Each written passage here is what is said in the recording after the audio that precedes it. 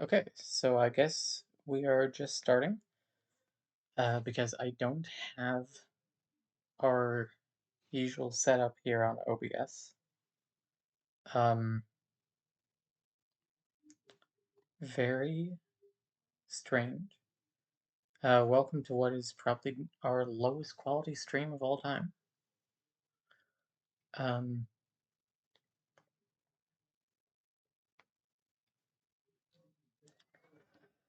yeah, it's Camilla here. Oh, let me edit that. How bad does typing sound?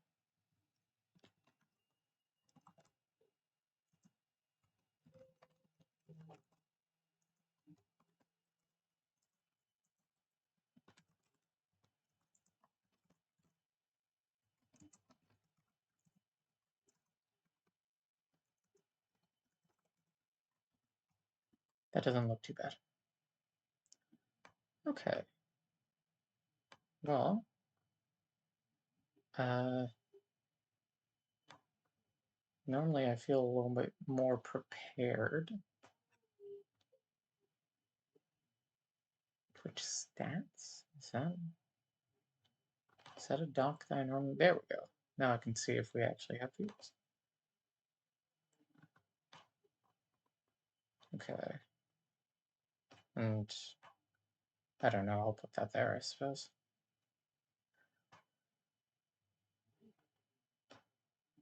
Great job. Very cool, very professional. Alright. Clicking seems to be quite all. So we are here from our Airbnb in New Jersey, having recovered from bottom surgery uh, about 2 weeks ago now. It's strange that it's just like over, like the waiting and the surgery itself is it's just through. I'm going to take this off because it's not really my necklace. Um, After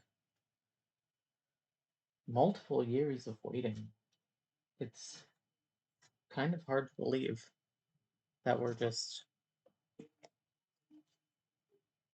done. Uh, but yet we are. Um, so yes, we had surgery on the 22nd. Is currently the 4th. So we are about tomorrow will be 2 weeks out. And first of all, I'm excited to be back streaming. Because I quite like doing this, and I think I've been a little bit stir crazy here. But it's been uh the Airbnb has been okay. Um, it's very clearly like a quick flip job and very bare bones. Just um,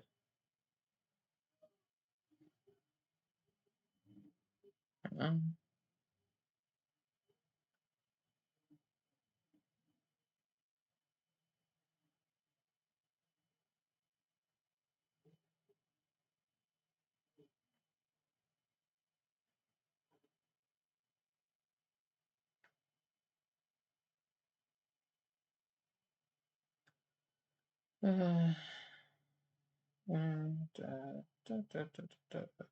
there. It's strange to be done with it. The hospital stay was fairly nice overall. Um, Going to turn myself up a little bit. It was 5, no, 6 days, 5 nights in the hospital after surgery, including the day of surgery. Um, the day of surgery, we got there at like at 10 a.m. for a 1 p.m. surgery time. That then got delayed to 2 p.m., which was admittedly frustrating. But Susan insisted on being the one to do the to like front for surgery. Um, because she was excited. She was the most excited. Um, and she did great. She was not worried at all. I think the only bit of like real anxiety that she started to have was when when they actually brought us to the operating room and like started strapping us down on the table, and like 5 people were doing things to us at the same time and talking to us and being like, "Okay, Alexandra, how are you doing today? Can you tell us in your own words what procedure that you're here for? Okay, I'm just going to bring this across your waist. I'm putting these on your legs so that you don't get blood clots, and we're going to start something in your IV. You'll maybe feel like you had a drink. It's just going to relax you a bit." Um, and Susan like started to get anxious there because all of a sudden it's a lot of medical things, very quickly. But she was like, "It's going to be over in like 2 minutes." Um, and the surgery went well. Um,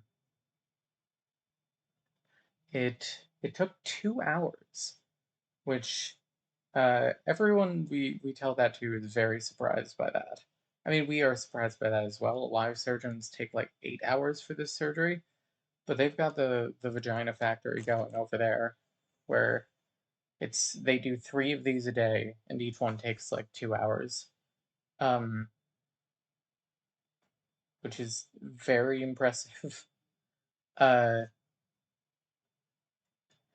and it's we woke up, and it wasn't the same type of waking up and going to sleep experience as our last surgery. Where our last surgery, our orchiectomy, we like all of a sudden like started awake and we were in another room. It was like we blinked and we were somewhere else. Here it felt a little bit more like we were asleep, and that there was a period where we were like asleep and maybe even dreaming, and then we kind of like woke up kind of like more easily than the last one. Um, and uh,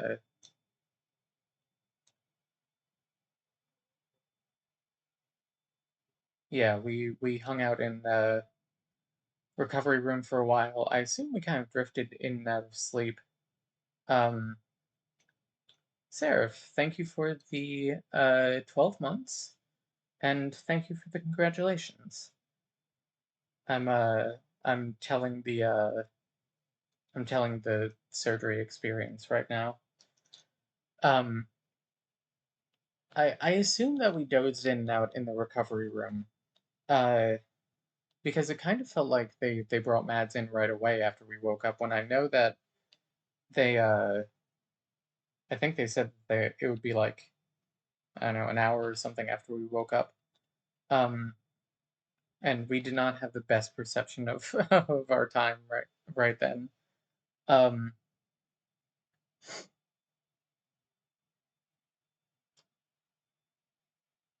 so yeah, we weren't in a ton of pain waking up. Some pain. They gave us an oxycodone when we said we were in some pain. I think maybe it was like a 7, so maybe that is a fair bit of pain. But we also did feel a little bit nauseous, I think. I do remember them giving us a ginger ale.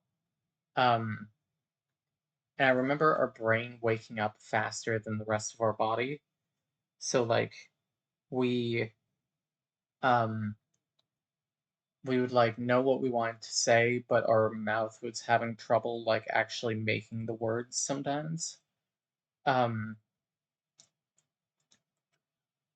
the nurse that was hanging out with us in the I think it's called the PACU, the post anesthesia something unit, care unit. She was very nice. I don't remember much about her, but she was nice. Um, we were then taken to our room that we were going to be staying in because, again, it was a 6 day, 5 night stay in the hospital. Um, we only got a couple of hours of sleep that night, um, on and off, because they were waking us up every couple of hours to do vitals um, and to give us medications and things. Uh, but it still felt fairly restful. Um, and that first day, Claudia fronted a lot, and she was amazed at how much like lighter we felt emotionally. Um, and I do have to agree with that. Um, Claudia, oh, I need to my cable.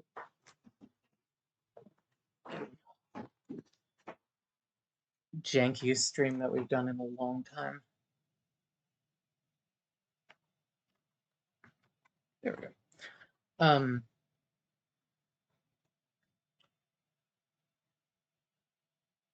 Claudia going into it, if we were doing like a ranking of who, hi baby, I would rather watch this than go to yoga. You can have me on one ear, and you're have me rambling, and then rambling about surgery and then baseball in one ear, and then the other ear your yoga instructor being like, Hadasana pose, mountain pose. Now we're going to go down into downward facing dog. Um, but yeah, if we were doing a list of like who was feeling the most and least excited about surgery, not that any of the three of us in the council were on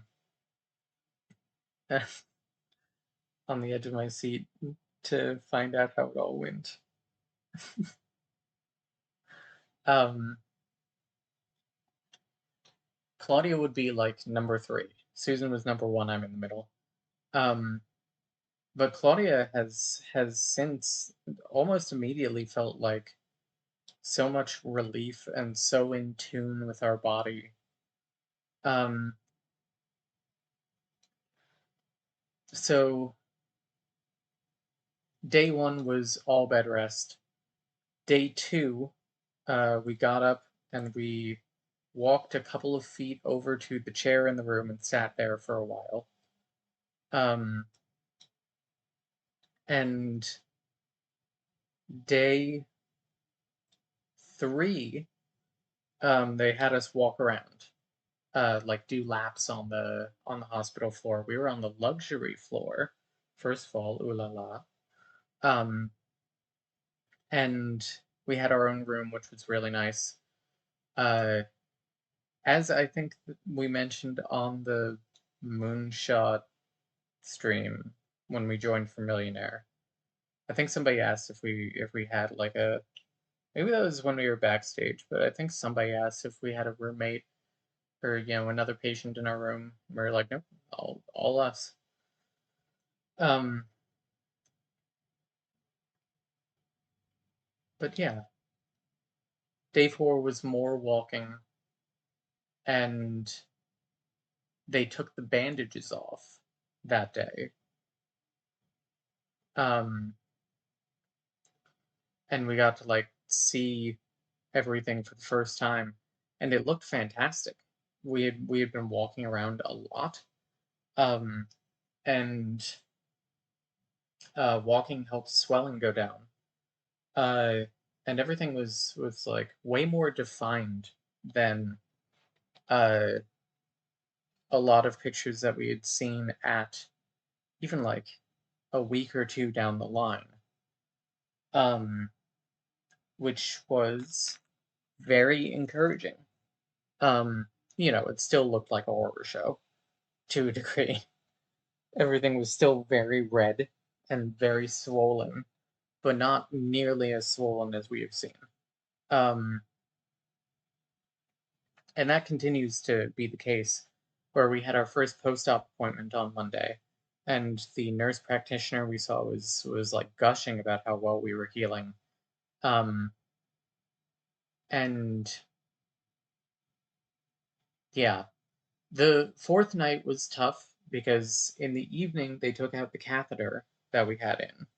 Um, First of all, catheter, not bad overall, uh, especially because we were unconscious when they put it in. Um, I think the worst part of the catheter was just like when it wasn't like flowing well, and we had to like tilt it ourselves. Um, but it was fine. So uh,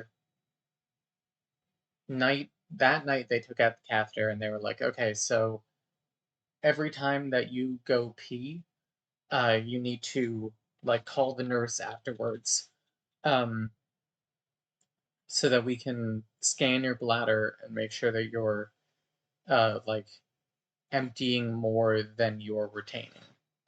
Otherwise, we'll have to recatheterize you in the morning, and you have to have it on until your first have to have it in until your first post-op, which is like an additional week, basically. Um, and we were dreading that, and we uh we didn't think about that beforehand, but that's some of our exact OCD triggers, which was not pleasant. Claudia did not have a very good night. Um, and then in the morning, they were going to remove the packing from our canal. And we were told it wasn't a painful experience, but an uncomfortable experience, and that an oxycodone would be helpful to us, or many patients find it helpful. Uh, and we were also told by women in the Discord server that we're in for people having gender affirming surgery at this hospital, um, that we can ask for a Xanax. So in the morning, they give us Xanax and oxycodone at our request, and they and trigger warning, trigger warning, emetophobia and medical stuff, and maybe some gross descriptions for the packing removal. Um, but we took those and then laid in bed feeling dizzy for like an hour because they didn't give it to us with food. Um, and then got up and threw up. Uh, and after throwing up, we called the nurse and said, "Hey, can we get some anti-nausea medication?" Um, and immediately after we called for the nurse, we got this searing pain in one of our labia. And it was like the pain of when you pour alcohol over a wound. Um, and we were like, oh God, has something like split? Or has a stitch come out or something? It hadn't. We weren't bleeding. Um, and while we were uh, writhing, I guess, one of the surgeons came in to remove the packing, and he took a look and he was like, "Nothing split. Nothing is wrong physically. It's probably your nerves waking up. Um, like sometimes that happens. Gabapentin will help with that." Um, and then he removed the packing, which uh, was, in fact, yes, not painful, but deeply unpleasant. Where um, it's like one big long gauze strip that they've like swirled up inside of you. Uh, so you could feel it being pulled out. And like it's stuck to the sides of your canal because there's blood and fluids down there and things. Um, so you can feel it being like pulled off. Like there's a little bit of like a tug with it, and you can feel it going like um as it like spirals out of you. Uh, it was like it's like one of those infinite scarves that clowns and magicians have. It was like that. Um, Claudia did yell, did involuntarily close her legs at one point, which made them have to do it in like kind of two pulls. Um, yeah, and then we hung out for a couple of hours waiting for the dilation team to teach us how to dilate for the first time. For those not in the know, dilation is a um, maintenance that you have to do uh, in order to keep depth in your vaginal canal.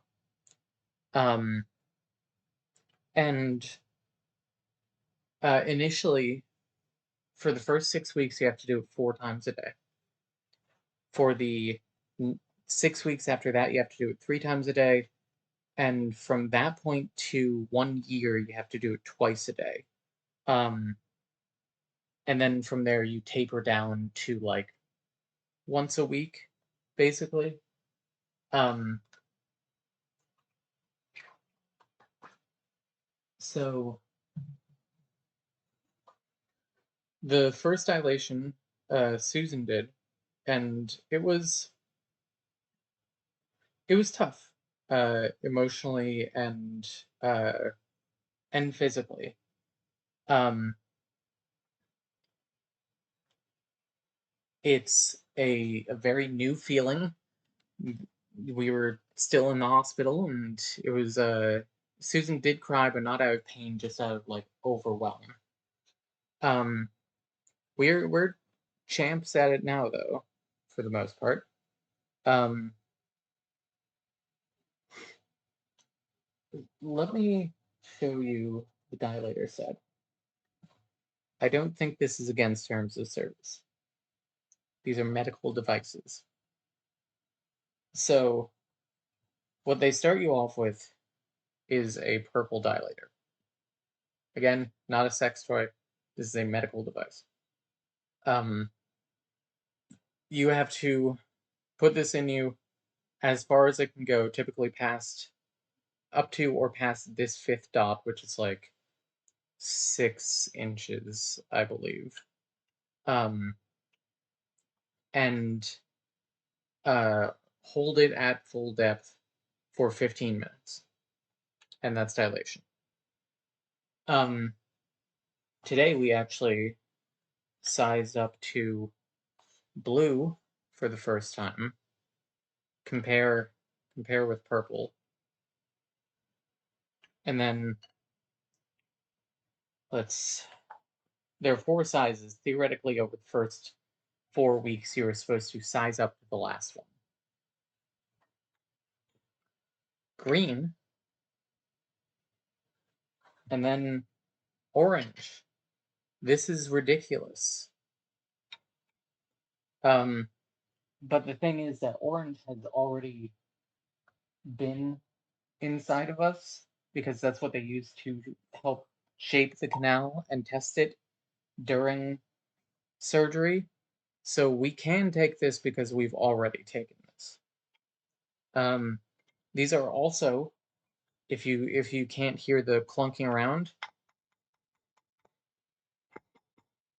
they're the hardest plastic imaginable.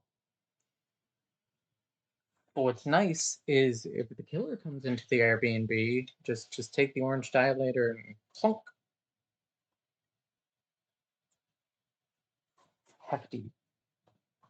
So yeah, we have to do that 4 times a day. So our life is currently revolving around 4 hour chunks. Um, and we're taking medication, nothing too strong, really. Prescription strength, ibuprofen, acetaminophen, and gabapentin, which is like a nerve pain medication. I know that some people take it for anxiety as well, but I don't think we've noticed any like mental effects with it. Um, but yeah, it's been up and down emotionally. Um, it's like we're taking it day by day. Susan had kind of a breakdown on Friday. Um, as I may have mentioned, we've kind of completely flipped in terms of excitement post surgery. I think Susan is letting herself feel pre surgery stress now. Um, because prior to surgery, she made her job to be the one to be excited about surgery. Like the rest of us can stress, and she can be excited about it for all of us. Honestly, recovery physically has seemed to go pretty fast. Yeah, definitely. I don't know. I didn't know our body was such a good healer. It didn't seem terribly good for the orchiectomy. I don't fully remember it, but from what I know. But I'm glad that it's doing well this time. Things are looking good. Um, but yeah, Susan's letting herself feel stressed now, and um, she's also, I know, frustrated that the results aren't fully done yet. So like the surgery is done, but the full aesthetic results aren't going to be ready until, or aren't going to be like fully represented until a couple of months down the line. Um, uh, Makes sense that Susan is belatedly having a stress response, and healing post surgery is the most tedious part. I agree, Niels. Also, hello, Niels. Um, Being under all the stress with the orky probably made it much worse. True, that is true. Um, so yes, we've been at the Airbnb. We did 2 physical therapy appointments, like pelvic floor physical therapy, but have decided to cancel the rest because they are kind of they've outdone their usefulness. Um, which is fine, It did we learned a couple of interesting things, um, and got some good tips. We don't need that anymore. Uh, so yes. What else? We've been very good with dilation. The day we got out of the hospital, we only did one extra one, even though we were supposed to do like minimum 3, but ideally push for the actual 4. Um, but we were so exhausted that we were like, just one more on our own, and then tomorrow will be good. And we've maintained great depth, um, and we've been troopers with it otherwise. Which unfortunately means that the entrance to our canal is taking a beating, which we didn't exactly know ahead of time. The trade off to maintaining depth is that for a while the entrance to your canal is raw. Um, who knew that shoving things in your pussy 4 times a day would be tough when it's brand new? Um, So they gave us this stuff called Aquacell, which is a quote unquote healing matrix, which sounds very fancy. Um, and what it does is it basically mimics being a layer of skin or something like that. It soaks up all the fluids in the area and promotes healing and protects it from bacteria and things. And what you do is you put a strip of it on in the morning, and then you leave it there all day. When you go to the bathroom and when you dilate and when you shower, you have to remove it, but then you put it right back on. And it is the grossest thing in the world. It is like a piece of fucking sashimi. That's the nicest way I can describe it. Um, so that's been that's been gross. Um, Dilation is a lot. It is physically and emotionally taxing. They weren't wrong when they said that. But we we're getting through it.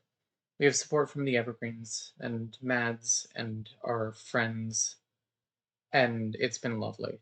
Everyone has been very kind to us.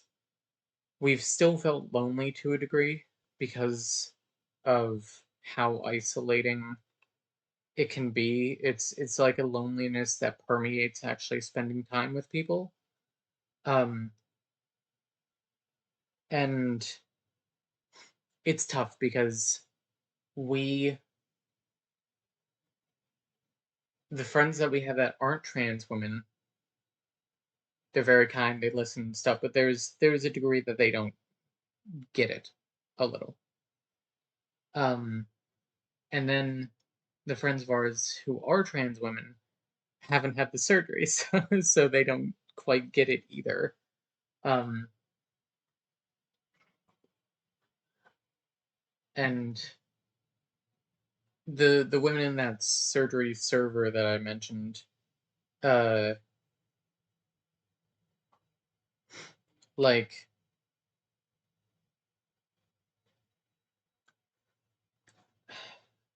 they're nice, some of them. One of them actually visited us in the hospital. It was this one girl that we've been speaking to a little bit like before her surgery and before ours. We'd been like hyping each other up. And then one of the days when we were in the hospital, she messages us and it's like, I'm in the area. Do you want to can I like come up and say hi? Like would that help? And yeah, she came out, she came up, she hung out for like 20 minutes. She was a very nice person. Um that was a nice little pick me up. Um but women in that server are very hit or miss, in my opinion. It's a large group of traumatized autistic people, you know. Um, it is awesome, yeah. I had to do some dilation for my vaginismus, and that shit is so exhausting. Yeah, solidarity. Oof. Um, it's a lot. Uh,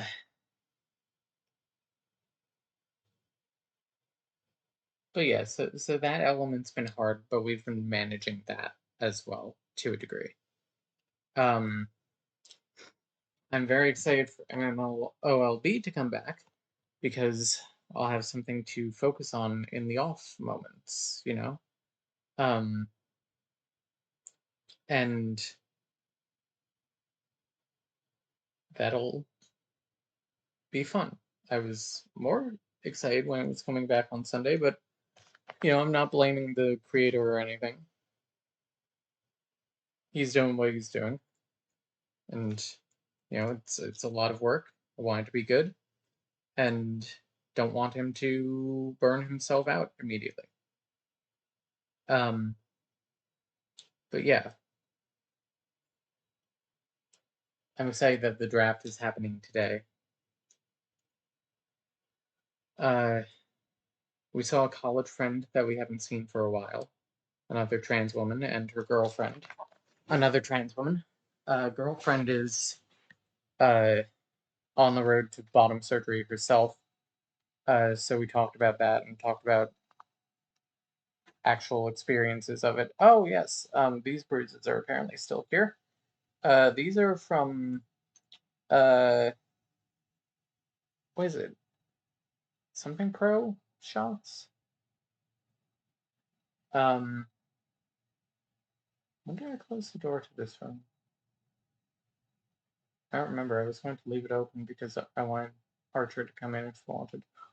Um, but they gave us shots every like 8 hours or something at the hospital to prevent blood clots, and it turns out it beats the shit out of your arm. Um, yeah.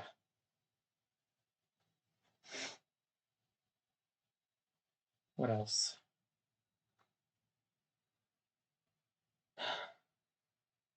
We've gotten some sensation back already. Um, Sometimes it's good sensation. Sometimes it's not. Uh, we have had. We did a few days ago have the experience of like our brain sending like random pleasure waves to our clit, or I guess vice versa. Um, which was nice. Every once in a while, it does feel like somebody just like stabs us in in our labia minora, um, just for like a second. And that's just the nerve waking up. Uh, and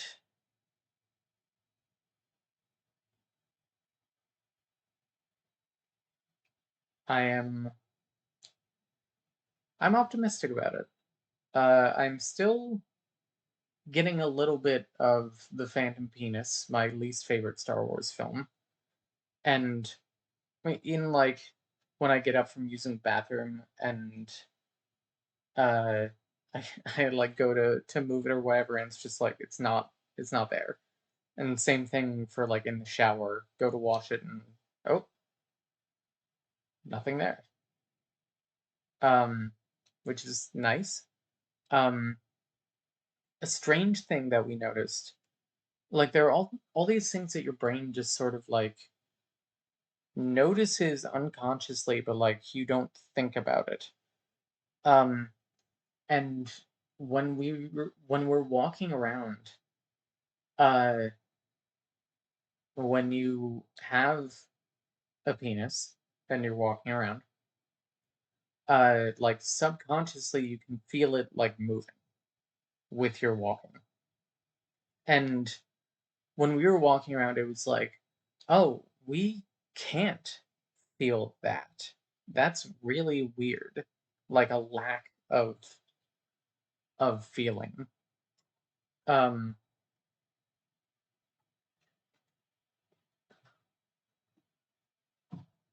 but very cool. It's very nice. It's fun to be flat down there. It's like things just feel so much better in that regard. Um, I'm excited for bikinis. I'm excited for tight skirts. Just everything that we couldn't really have before. I'm quite excited for. Um, Also, I hate menstrual pads. I don't like them.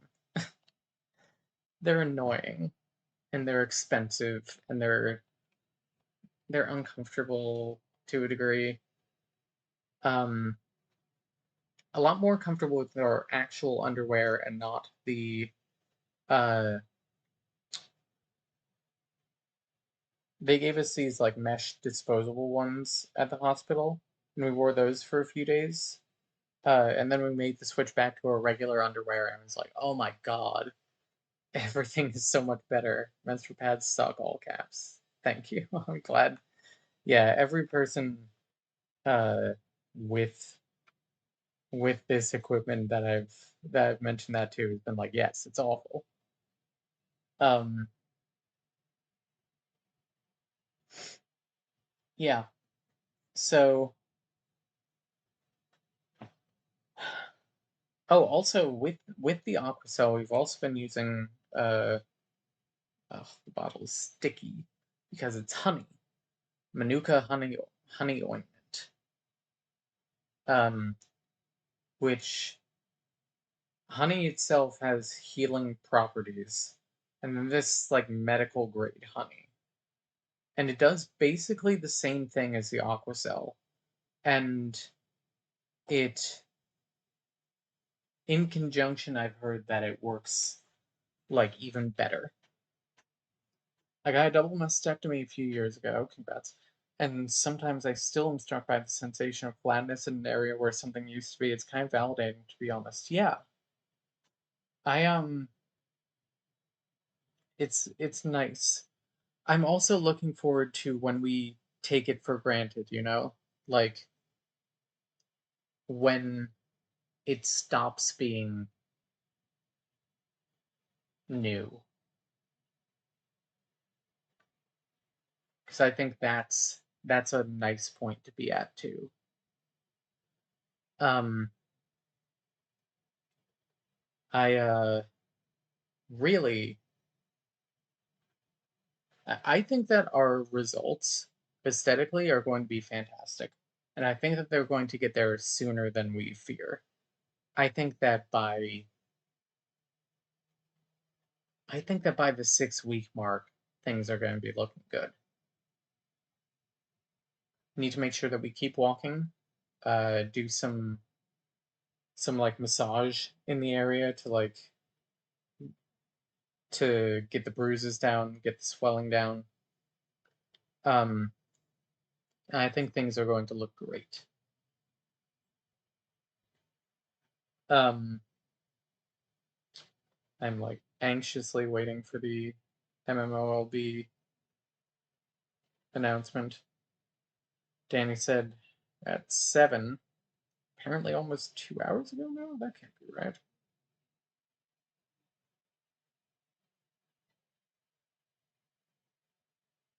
Did we go down at some point? Oh no, I started at 8. That's right. Um, so he's down for an update. The next announcement tonight will be when drafting is live. Wouldn't be MMOLB without a little bonus tornado delay because Danny is in St. Louis, Missouri, and um, that there have been a lot of tornadoes there recently. We have a couple of friends there, uh, and that's been a bit scary. Glad it seems like you're going to be happy with the overall result. Yeah. Um, I've been realistic but optimistic about it. Um, it's tough right now. It's draining. Um, it's going to be good. It's going to be so good. It's already good. It's so strange to be done with it, you know? Because we made the consultation in December of 2021, and we had the consultation in February of 2024.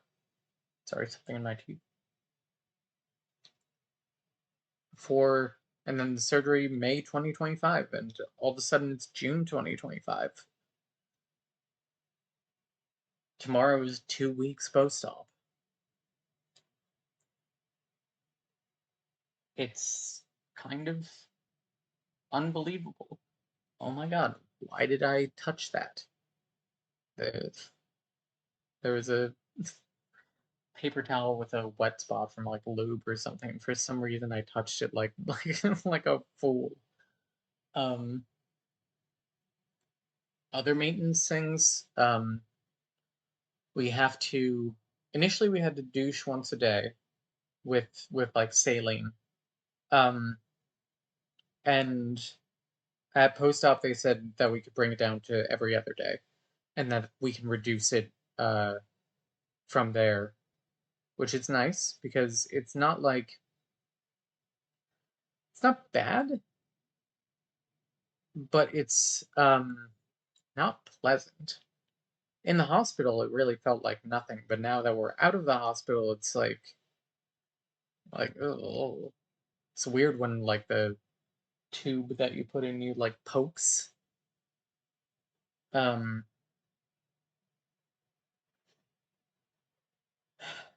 uh, we had a couple of annoying stitches.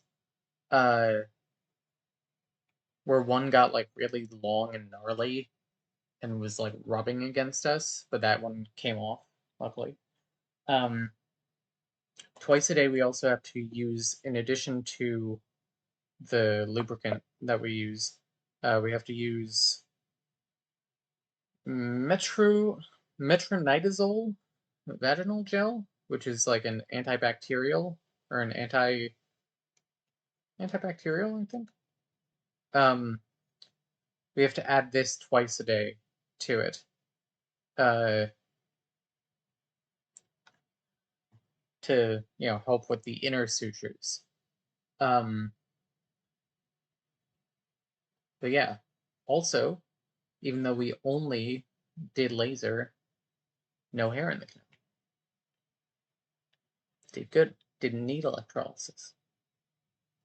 Kind of feel electrolysis is a scam, but that's my own personal feelings, and I know that works well for some people. We also have this mirror that they gave us. Uh, Say hello, chat. That's that's you. I think that's you. Uh, which is interesting. We bought our own mirror as well. Um, it's yeah.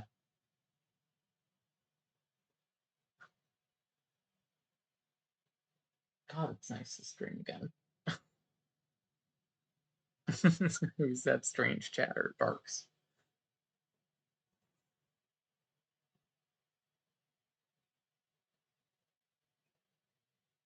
Yeah, we've been trying to like celebrate our victories in like because everyone says like go easy on yourself, right? Like it's a hard thing, it's a long process. Go easy on yourself. But when we hear go easy on yourself, I think a lot of us hear like you're you're failing, you suck right now, but it's okay that you suck right now. Instead of framing it as like it's not that I didn't get these things done today, I did get this done today. Like today we walked around for like 20 minutes and we did the blue dilator for the first time. That's astounding.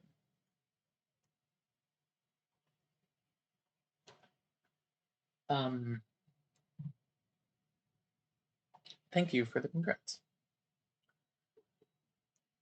Yeah, it still looking at these. The orange one is only quote unquote an inch and a half in diameter.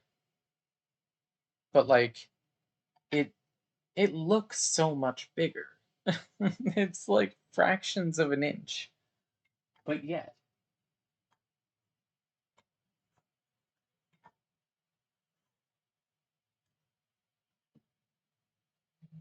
there's a part of me that's like, do I even want to size up the orange? I will, but uh but it's like I'm not meeting this in the wild. I'm I'm a I'm a lesbian. Um and let me tell you, I this isn't realistic for a lot of trans women. Most I would say that orange is like 0.001% of the population of trans women. Um,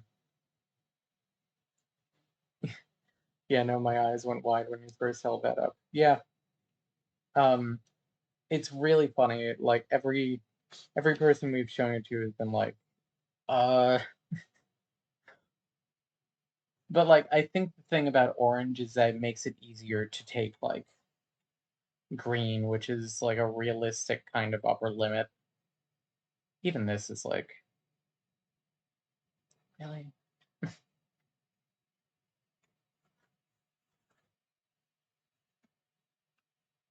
So it's a lot. Um, Still nothing on MMOLB. Think orange is an overcorrection, but like intentionally so. Exactly, yeah. Um,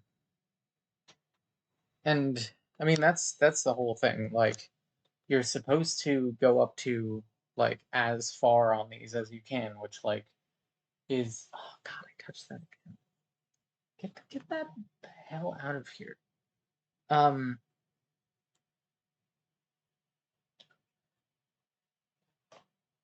it's like, 5 dots on this is quite long, you know? Even more so, some people can get up to the notch here. That's like extra credit. But like, you know, less is more realistic. It's just to prevent you from losing that. Um,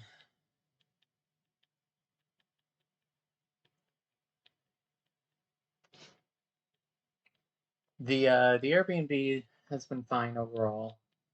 Um, I said at the beginning, it seems like a very quick flip job, and this is like a black neighborhood, which makes it feel like a gentrification attempt, which sucks.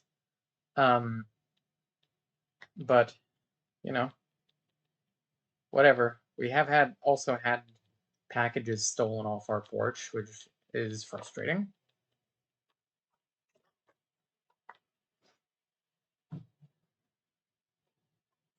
But we've been working on that. Just looking at that length and going, that would be that left. That would be inside. That would be inside of my cervix. Oh, yeah.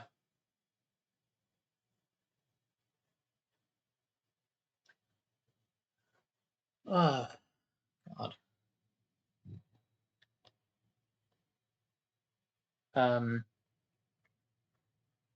the hospital stay, most of it was actually pretty pleasant, I gotta say, and most of the nurses that we had over that time were great. Like the woman that we had on our first night there, her name was Kat. She was lovely. She was also from Connecticut. Um, we were sad that we wouldn't have her for the rest of the time. Um, and our day nurse for almost the entire time that we were there was Madison. And Madison is a goddamn angel. Um, she is very kind. She's very um, understanding and encouraging, and she's very like straightforward, with all of which I appreciate a lot. Um, and she was just great to work with. Um, I'm glad that we had her for almost every day that we were there. I think that we had a different nurse in the first like morning that we were there. I could be wrong. Let me see, because we posted about it in that Discord server.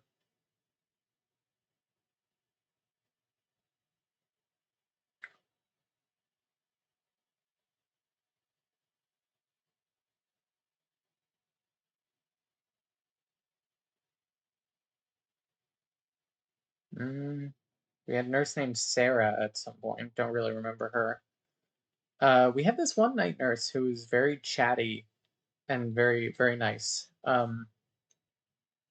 We also had uh, I don't know if I should say her name if I'm going to complain about her. Whatever.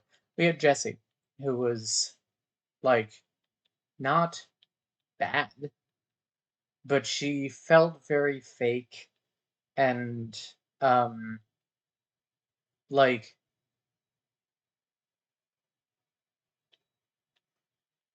it felt like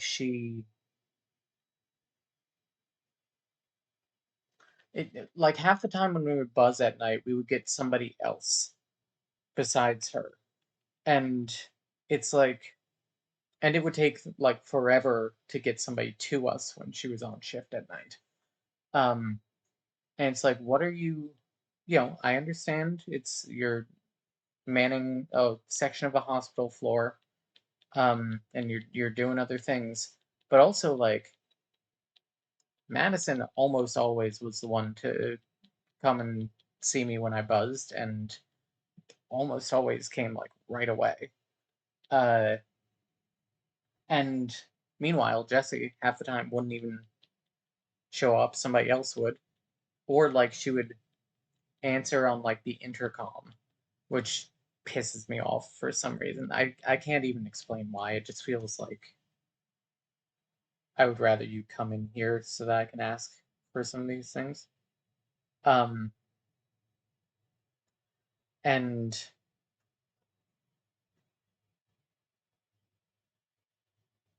uh, and Mads was saying, because Mads works at a nursing home, that a lot of the time when they work in the morning, uh, the residents will, like, complain about the night staff and say, like, these exact things.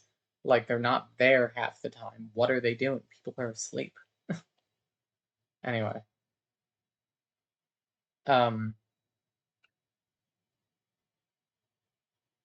and yeah, the night that we were having a lot of, like, panic over, like, urination, like, what if we have to be recatheterized?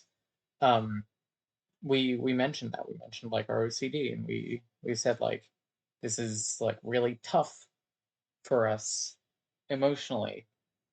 And she was like, it's easier said than done, but don't worry about it. Like, oh, fucking thanks. Wonderful. I'm cured. Um, Having to ask something over an intercom when you have no idea who else could be listening sucks. Yes. Um, exactly.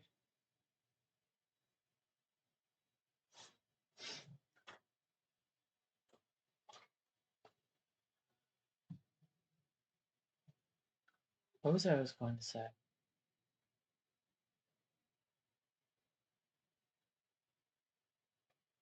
Oh yeah. So prior to surgery, we met with a social worker who, um, she they um they asked us about our DID and stuff, and about how it would be best to support us, and even met with our therapist, and uh, said that met with our therapist for, like, the best terms and things, and, like, care that we might need. Um, and they met with our therapist at our request, for the record, and uh, we never saw them again.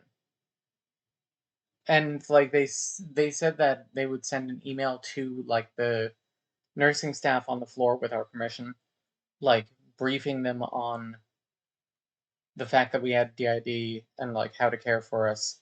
And it was like it didn't feel like our care was customized at all. Um, but also we didn't have any kids front, we didn't have any freakouts or anything. Um, so who knows if they would have helped then. But it kind of felt like, why did why did I even meet with you? Like, is this just, like, a legal thing where you have to document, like, it has to be documented that here's care that I might need in the hospital. Here's how I'm feeling about it and stuff. And it's like, I kind of thought that they would check in, like, once I didn't expect them to be there every day. I didn't expect a therapy session or anything, but I expected them to pop in and say, "Hi, how are you feeling?"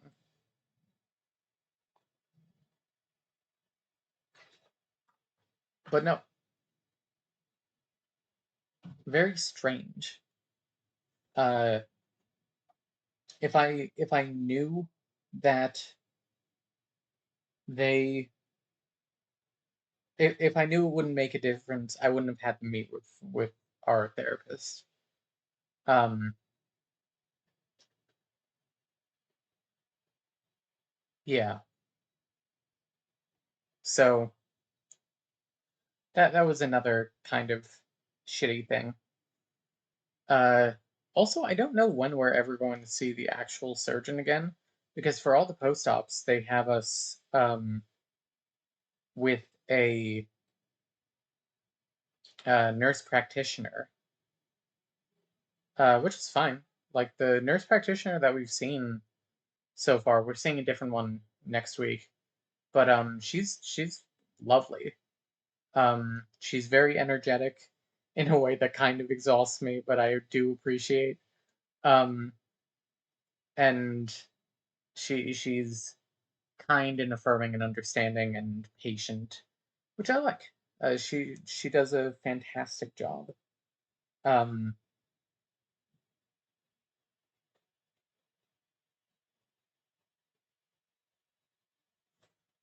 Hang on,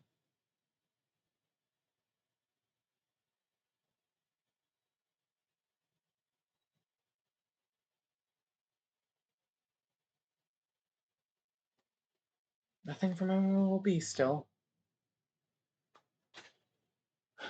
Trying to think. Also, if you guys have any questions about this, jump in. Um, it's we're taking it day by day. Things are good overall. Um,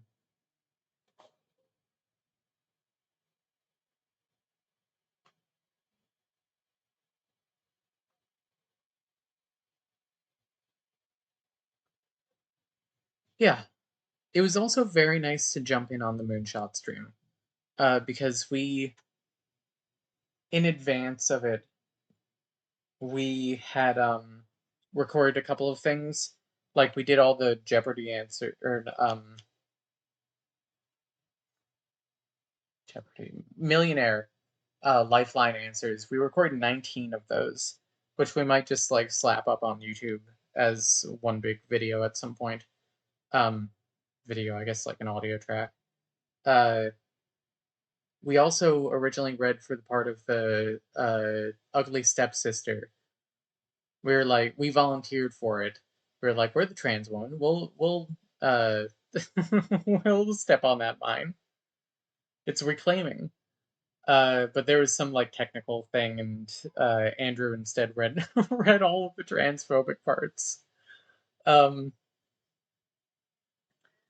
we also You can't hear it on the video, but when the first like bar scene happens, we're in the background singing Tom Waits' "Little Drop of Poison" like in the movie, which we'll also probably slap up somewhere.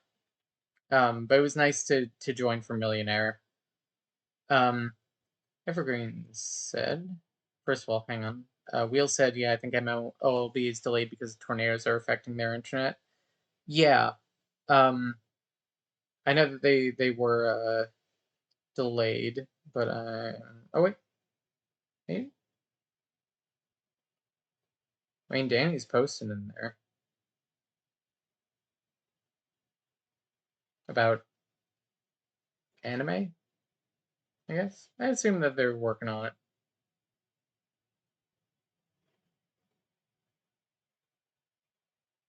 Um, I guess we'll see. And then, welcome back, Evergreens. First of all, uh, that was someone else singing. That's awesome. I love that. Okay, good. Yeah, can't believe the tornadoes are happening. Make you personally have to wait longer. Rude, right?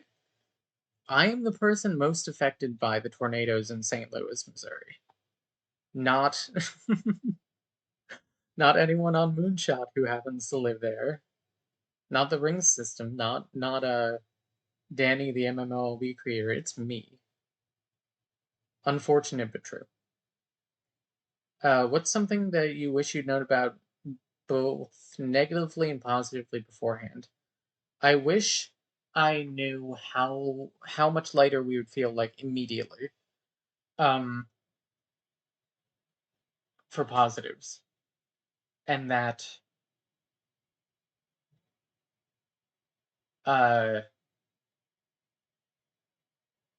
it wouldn't be a horror show. Um, necessarily. And negatively, I wish we had better understood that our introitus, the entrance to the canal, would be taking a fucking beating. Um, somehow it didn't click for me that uh it would get very raw. Um, I had seen pictures of women in the server, and I kind of thought it was a skill issue, to be honest. Um, apparently not. But hopefully that calms down over the next few weeks. I know for certain it'll calm down when we go down from 4 times a day to three. The new plumbing server. True. Yeah, Wheels. It's a server for people having gender affirming surgery at the hospital that we uh had ours at. It's patient run. Um, it's been helpful overall. Uh, y'all don't understand how long 4 times a day takes. Oh yeah. So the process of dilating. So the actual like they say dilation is like that in theory it's 15 minutes a day. In reality, we've gotten it down to about 30. Um, which means it's like, yeah, Neil says 4 times a day for 15 minutes is a full hour of your day devoted to it. It's longer. Um, uh, also, did you tell them that we can confirm it was only a 2 hour surgery? I was flabbergasted when I got the recovery room text from Mads. So true. I was saying how it is crazy. They've got the vagina factory going on there, just cranking them out 3 a day that they do. Um, but yeah, realistically, it's like 30 to 40 minutes, um, minimum, because there's time where you have to like set up your station, quote unquote. Um, yeah, you have to lube up. You have to actually put it in you, which can take a minute. You know, we actually do it apparently very quickly. Um, but uh, other women do not. Uh, there was one girl that we met in person who actually told us about this server, where she was saying she might have said that it took her an hour per session, but I swear to God that she said 2 hours per session. And I'm like, what the fuck are you doing? That this is taking 8 hours of your day now. You need to streamline this somehow. Um, but like it is a full-time job at 4 times a day, even if you're not taking 2 hours per session. Um, at 1 hour a session, that's a lot as well. Um, but yeah, we luckily have started to get it down to a science. So scaling up does make it a little more, you know, um, especially if you're like starting with the smaller one and then going to a bigger one. Um, but We can get it in under 5 minutes, usually. No, always. Um, our physical therapist, when we saw her on Monday, was like there's no rush. Like take your time. And I'm like, it's not gonna get easier, you know. Just put it in there. You keep showing off those guns, girl. We get you're somehow hotter now. Yeah, you know. I do this to think. I guess we all do. I know Oak does that a lot. Um, but yeah, we tried blue for the first time this evening. After like a full 15 minutes of purple, we were just like, let's see if we can get a little bit of blue in for the first time. And it went right in. It probably took less time than purple, to be honest, to get to full depth, and then we did it for like 5 minutes. Um, honestly, considering starting with blue tonight when we dilate again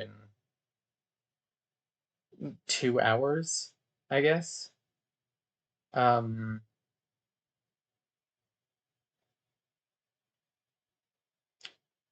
you know,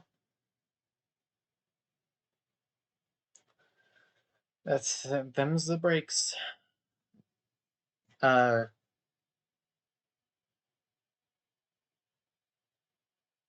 that is the thing where it's like it's just constant, like another thing that we have to do.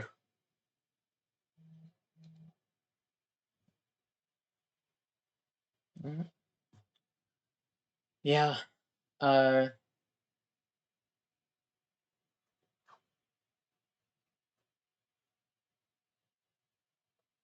but how easily we were able to size up today really gave me hope for being able to size up easily in future. Um, yeah. Trying to think if there's anything else that we haven't mentioned. We're also gonna make a video about this. Um, Claudia has felt like hot shit since she got the surgery.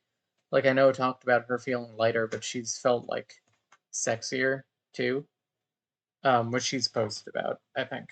Uh, we're like clearly smiling bigger in pictures, like not intentionally, just feeling better, which is wild.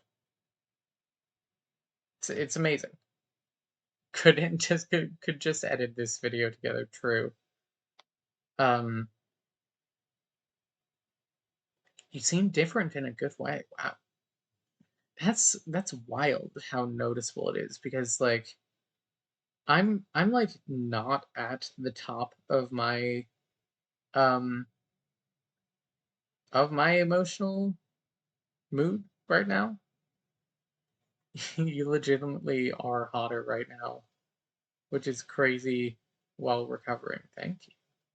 Dysphoria can be held in the body in weird ways. We stopped biting our nails after HRT. Interesting. See energy. Yeah, true. Thank you. I appreciate the compliments, everyone. Yeah.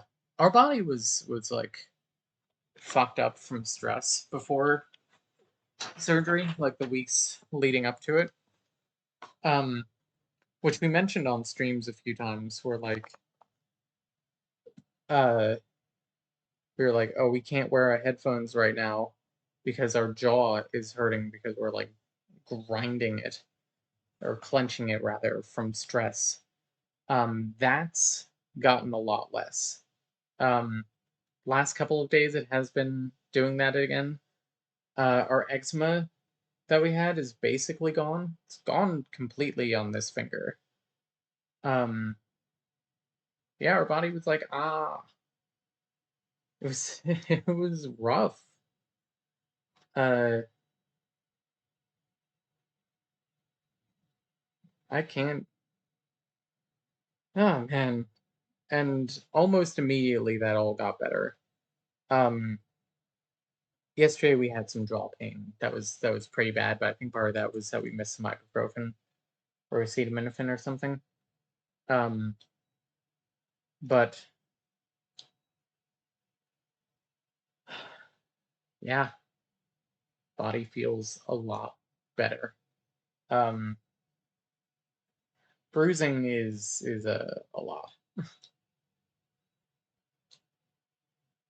We unfortunately have like kind of a bruise on our ass to inner thigh right now. Um, which sometimes makes dilation annoying. I'm putting my hand in front of my mouth. I'm practicing for when we're talking about plays in Major League Baseball and don't want people to see. Um, trans healthcare is holy. It's like so amazing how much it helps. Um, I am thankful that we live in a world where I am able to do this. We are very privileged, especially as people who are uh, loudly mentally ill on top of everything else. You know, it's controlled or whatever. Um, you know. So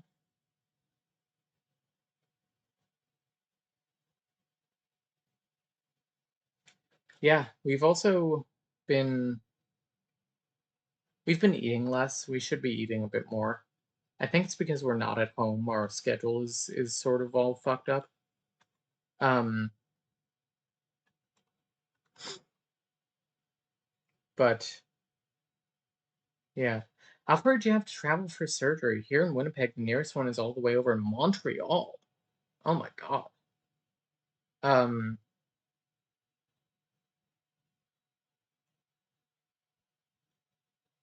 pain can do weird things to your appetite too, yeah.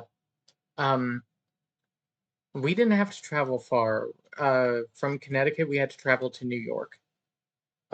So like 2 hour drive. Um, 2.5 maybe to get to the area of New Jersey where we're staying, which is like North Jersey, basically. Yeah, very doable. Uh, God, I can't imagine having to stay like across the country. Cause like Winnipeg is like in line with like the Minnesota Dakota area, right? And then Montreal. So going from like Minnesota to Maine, my God.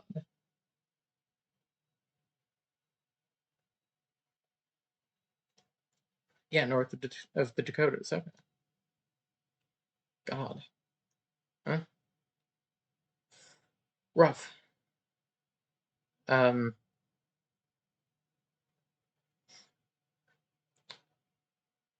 we are also very fortunate that our insurance paid for the whole thing. Um, or the actual surgery part. There are no major cities from here to Toronto in Canada. I guess so. Oof. Could have gone to San Francisco and stayed with me. Yeah, that's true. That would have been nice. I think you would have gotten sick of me.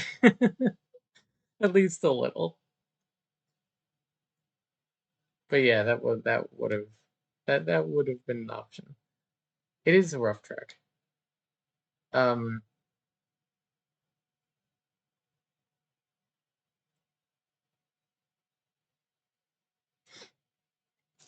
it's I'm glad that we live fairly close to a major city. Uh, and this surgeon is like considered to be, if not the best in the world, then like top three, which is great. Um, she was our first choice. Um, and the wait was rough. But we couldn't have done it when we were at the last job that we had. Um, I mean, if the dude is knocking out 1, 2 hours, he's got to be doing something right. Yeah, it's actually two surgeons is the thing. That's why it doesn't take that long. It's two surgeons, one doing the urinary part and one doing the um like plastic surgery part. Uh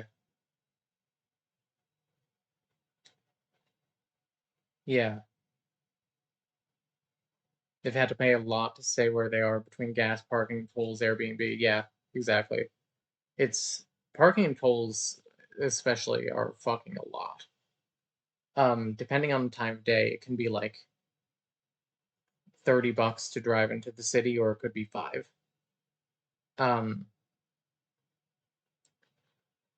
and parking, is like minimum $20. Uh, and sometimes they just scam you. Like Mads parked at this one place and they were like, it's I forget if they said like 25 or $30 if you go and get this validated at the hospital. And they asked all around the hospital and they don't validate. And then they went back and got charged like $55 because which wasn't even in line with the actual rate that was advertised. Uh, so province might pay for everything for bottom surgery there. Personally speaking, Canadian healthcare has its problems, but it's way better for me than American healthcare was. Yeah, that's fair. Yeah, yeah. The the most devious parking garage in all of New York City. We've been watching like What We Do in the Shadows, the Evergreens. Uh, Also, our heart rate has been higher than usual. Not worryingly so, but our body is working hard. Fuck that garage. Hi, sweeties. You're in the next room.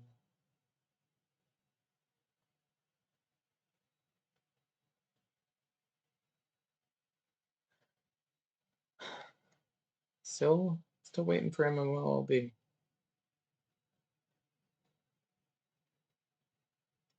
You're waiting.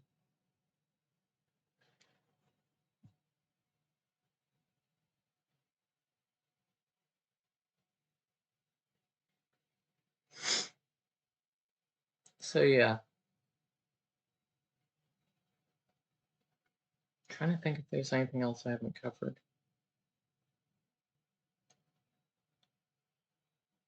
Oh yeah, the thing with yeah, Mads has been exceptional support, or all of the Soxes have been. We've really appreciated them. Um, the PT, I found it, we found it less than helpful overall. Um, where like the rundown of a basic session for pelvic floor PT for this is like we go there and we dilate and she gives us some tips and then we leave. And for, $50 between parking and tolls maybe and 3 hours minimum round trip for driving, I could stay at home and dilate for free. Um, you talk about how all your friends love you so much. They do. The Evergreens put together this little group of people of all our friends and family and made a video of people like wishing us well and things, and people have sent us cards and bought supplies from our registry, and they got a like fund together for post surgery expenses like food and things and comforts and stuff. Um, and it was all very kind, and we appreciate them, and we appreciate all our friends, and we appreciate the Evergreens, and it was lovely. Um, we're surrounded by such good people. It was kind of amazing how many of those people are friends that we've made over the last like 3 years. Uh, like so, it was. that video was a third to a half to half moonshot people, which is astonishing how close that you can get to people in such a short amount of time. Um, yeah, it feels good to have so many loved ones. Oof. Okay, cool.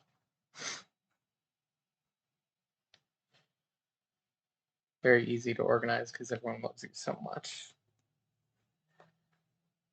Feels good to be loved. I like it. Let's see.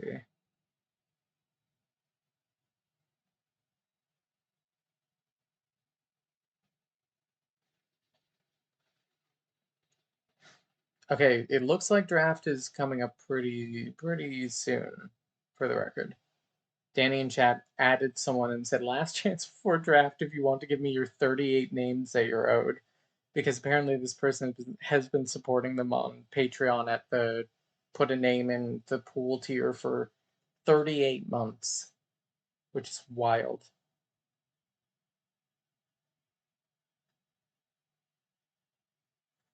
Um, 25 people contributed to the video. Oh my god. That's so many. And then 20 plus to the fund. Oh god. I love everyone. And we've had so many friends as well who've like checked in on us repeatedly and who we've like shared our little victories with and things and bitched and moaned about stuff. Um and that's been really nice. Uh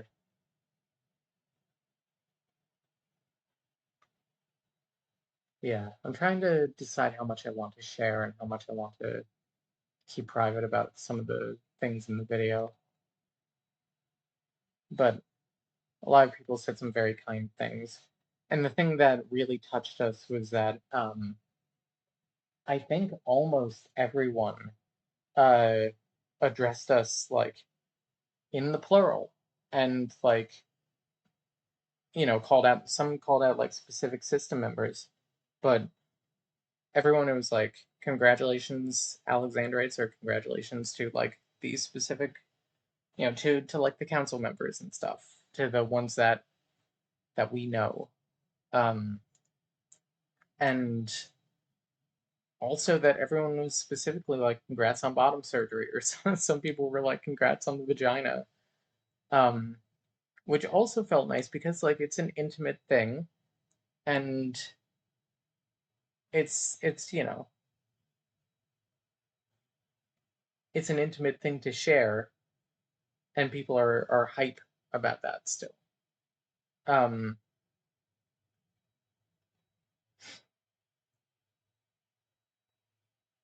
yeah, it's very nice. Uh, Also, while we're here, I'm going to take a second. Things might go dark for a minute. Bravo 6, we're going dark.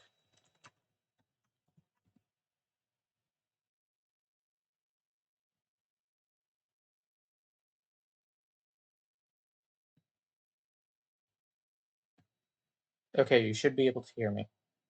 And then we're going to do a video capture device. I think video capture device 2 is what I want. Yes, hello.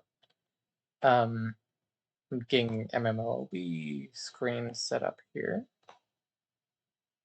Get my face in here. And then a window capture. Uh, browser. My favorite Mario film.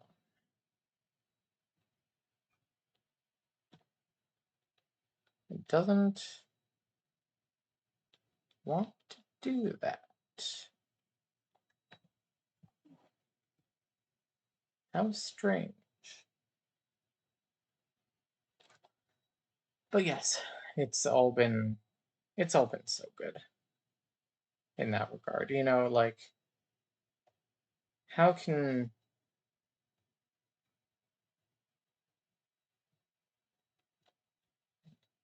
search host.exe search now?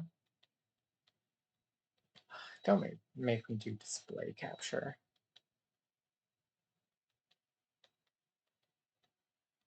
Why doesn't window capture work?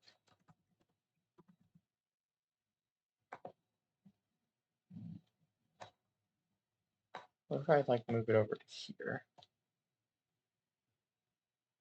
There we go.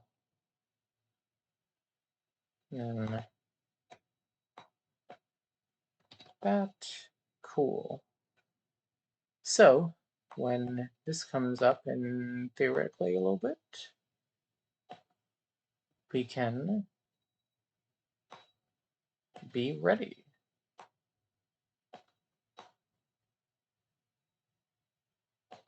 And then move it down here. Cool. But it's exciting. We have a vagina now. That's crazy. Not only a vagina, vulva too. Package deal for this, I guess. You can theoretically get one without the other. That is, those are options that you can get. We were told that we could, in theory, have both a penis and vagina if we wanted. I kind of have a feeling that neither one would work fantastically. Um, but that was an option. And of course, there's like zero depth options if you don't care about the actual canal and just want the vulva. Congrats on your new stuff. Thank you. Can't believe it. That's the thing that keeps running through my head. Like, I can't believe that this is happening, or this has happened. Not even is happening. I want both. For you, I think it would be more difficult for them to. It would be more of a process, perhaps.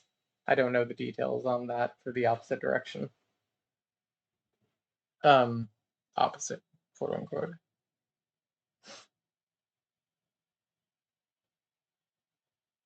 I've also looked at like phalloplasty stuff just out of curiosity, and the way that they do that is very interesting as well. Like they take like a graft of skin and maybe there's that huge smile again. That's me. I got the smile. Um, they take like a chunk of your arm and make that a penis, and then I think they put like some of your leg into your arm to repair your arm. Something like that. Uh, yeah, modern technology is crazy.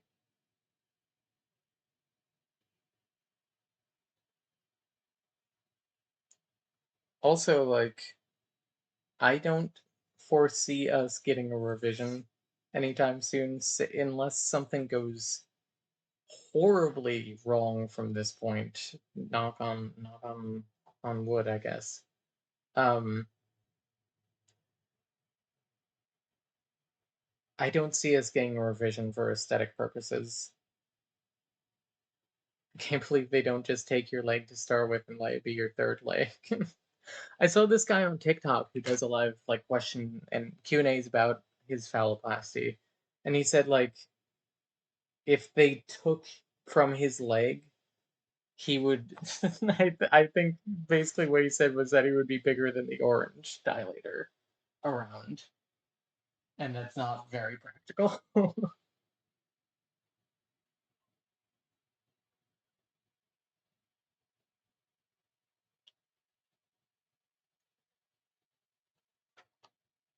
It's like funny the things that uh, have to be considered for these surgeries, or like that are options. Um, yeah, very cool. It's just cool. Like I heard that the graft is tattooed. You'll have tattooed junk. Nice. Now that's you could pre-plan that.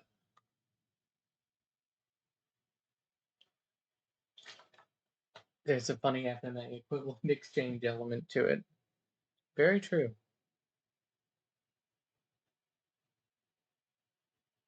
Want mods like it's a character creator. Ugh, if only I could just go and select instead of having to do all this. Because that's the thing, right? Like that's the thing that Susan was slash is depressed about, where like it's done, but it's not done. There's still time left to have to, that we have to dilate, that we are waiting for swelling to go down.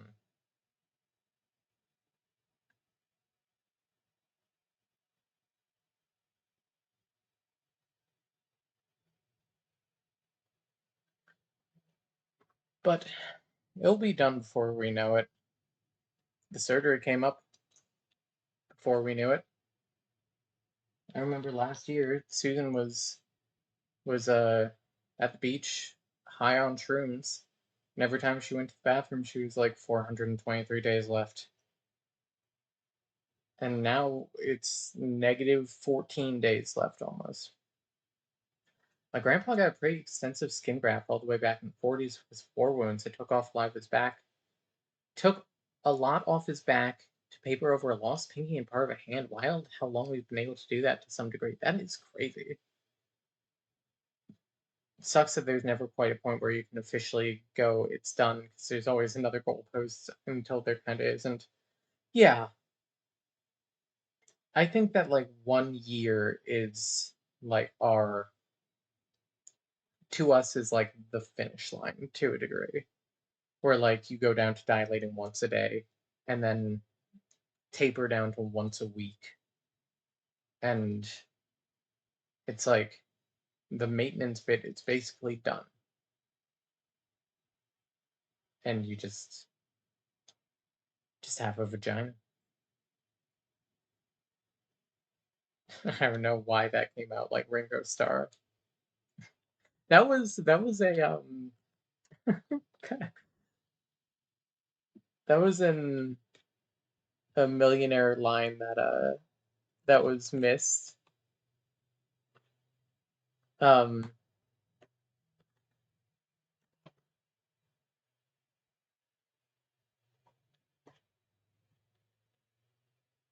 let me see if I can find it easily.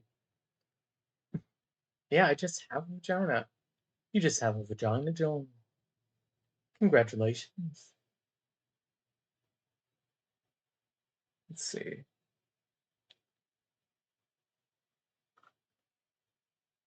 Millionaire lines. Which one is it? Is it? It's not Oak D, because Oak D is one where he says D's nuts. Um, Hang on. Hopefully this doesn't blast all of your ears off. Move this off to the side. I believe that I'm looking for Oak C. Hey, it's me, Ringo Starr. Hang on.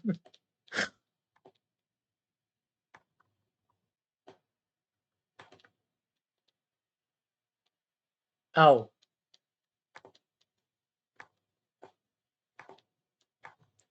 there might be a slight echo, because if I mute it on my laptop so that it doesn't echo, it just mutes the audio. So hang on. Little preview for you. Hey, it's me, Ringo Starr. And I believe that the answer, much like an octopus's garden, is under the sea. This is this is Oak. He's funny. We for the Millionaire lines, we were originally going to like 20 something of them, 24, where each of us had A, B, C, D, defer to someone else, and then a useless answer. Um, Sometimes they were right, yeah, which feels good. We didn't get all of the A, B, C, Ds, and I don't think Oak did one of deferring to someone else. But I think we all did record a useless answer. Um,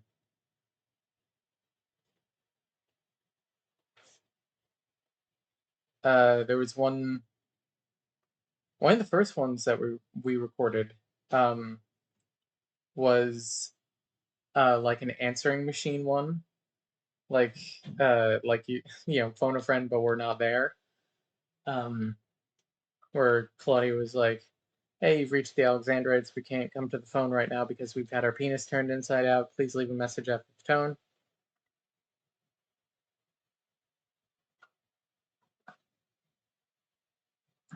Um,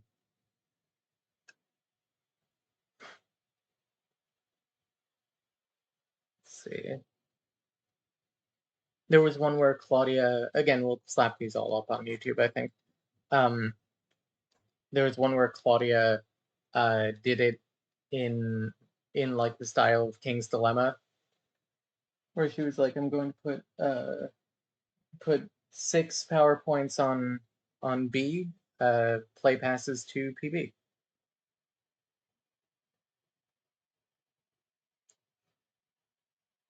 There's one where I said D's nuts, of course. We heard that one. I'm glad that I'm glad that everyone found that one very funny. Um, One where I defer to. Oh, I'm actually the only one who recorded all A, B, C, and D.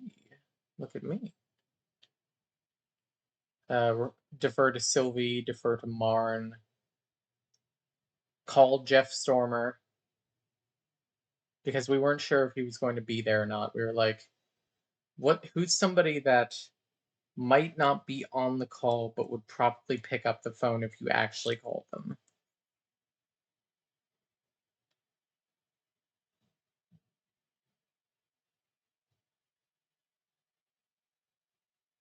Okay, we're waiting.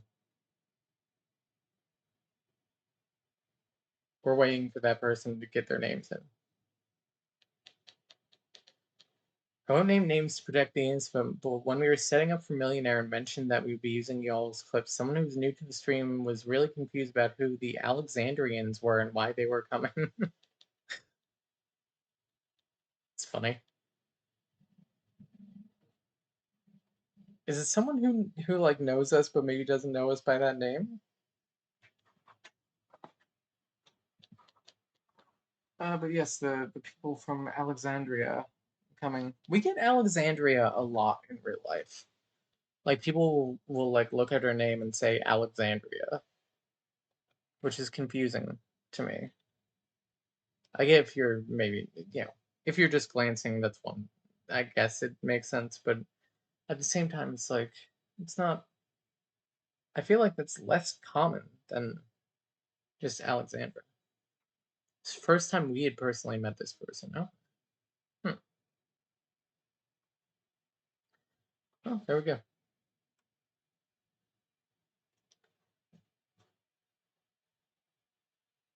Yeah, always try to read a name completely because it's a name. Yeah, but y'all when we are trans people, cis people don't always think about it.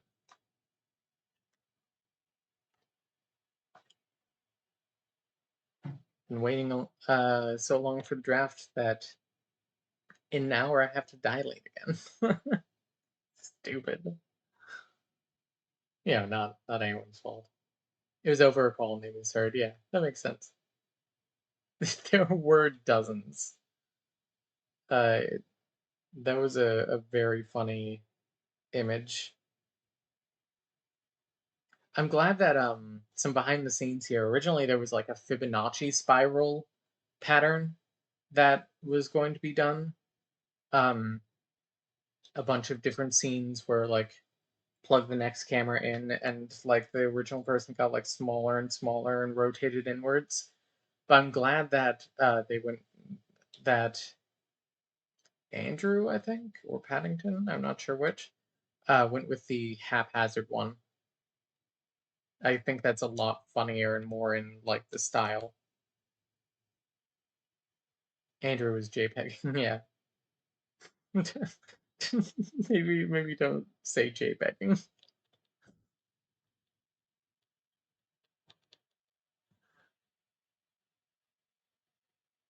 Yeah, the stream was a good time. I'm amazed at how much money was raised, and it was that was a big pick me up in the hospital too, to be able to like tune into that. Um,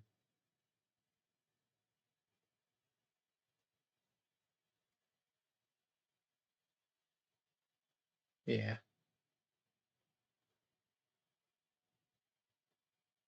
God, $8,000, crazy. Good job, everyone.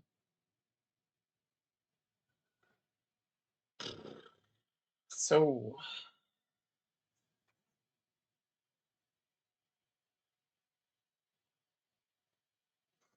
getting there, in theory.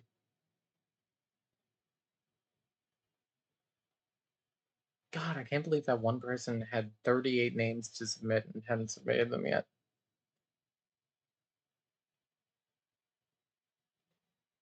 Rained out of baseball. Yeah, I mean, pretty soon I gotta shove one of these in me. Unless it starts like at 11, then what is happening over there? He's programming. He's making the site good, I guess. I know that he had a delay because of a tornado, so I guess that set him back a tiny bit. I'm glad that nobody's here. I'm glad that we're working on it.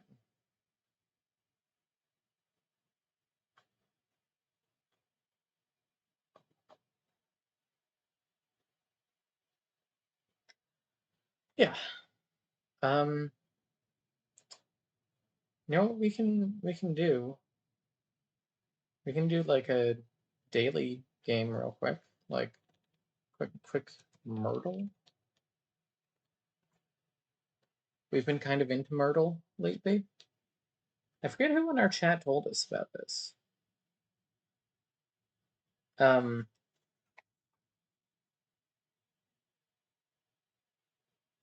Let's see. I think it was Sarah. Wow. If it was Sarah, thank you, Sarah. Okay, so Detective Logico cracks the case of the trumpet as the mini Myrtle.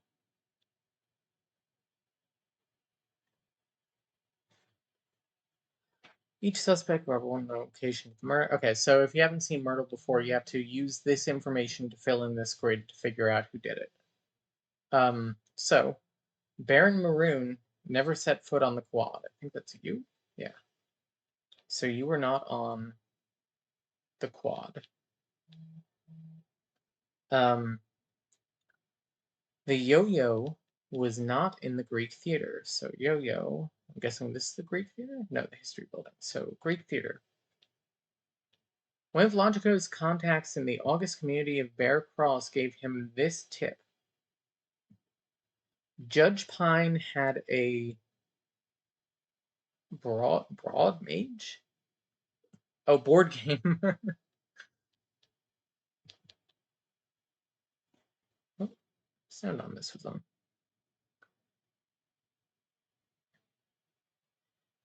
And the one I've been doing a lot is catfishing.net, where you guess the Wikipedia entry based on its categories. Ooh, hang on. Ooh, catfish catfishing.net. We'll do that after. Yeah. Um. Yeah, the dyslexia. Viscount Eminence was in a place coincidentally referred to in Dame Obsidian's famous unauthorized biography. I recall the events surrounding the death of my husband rather clearly, but what was I doing in the history building? So Viscount Eminence was in the history building. And Trumpet was used to commit the murder. So you were here, you were here, which means if you had that, you were here, you were here, here. The yo-yo was in here, and here. Okay, so if it was done with the trumpet, then it was Baron Maroon with the trumpet uh, at the Greek Theater. Boom. Then we can do the main one. Have you played the app versions of this puzzle game? They get wild. No, I haven't. I got the book. The one with the unfortunate demise of the really sexy lifeguard. Deductive Logico was enjoying his vacation at the tropical resort when, well, really, what do you think happened? A really sexy lifeguard was killed. All right, our suspects: Earl Grey, Uncle Midnight, General Coffee. The weapons are a coconut, venomous snake, and a pineapple. The locations are the ocean, the jungle, the lifeguard stand.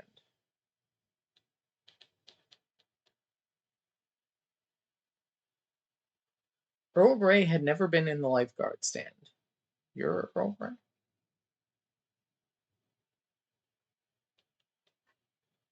The suspect with the venomous snake also had brown hair.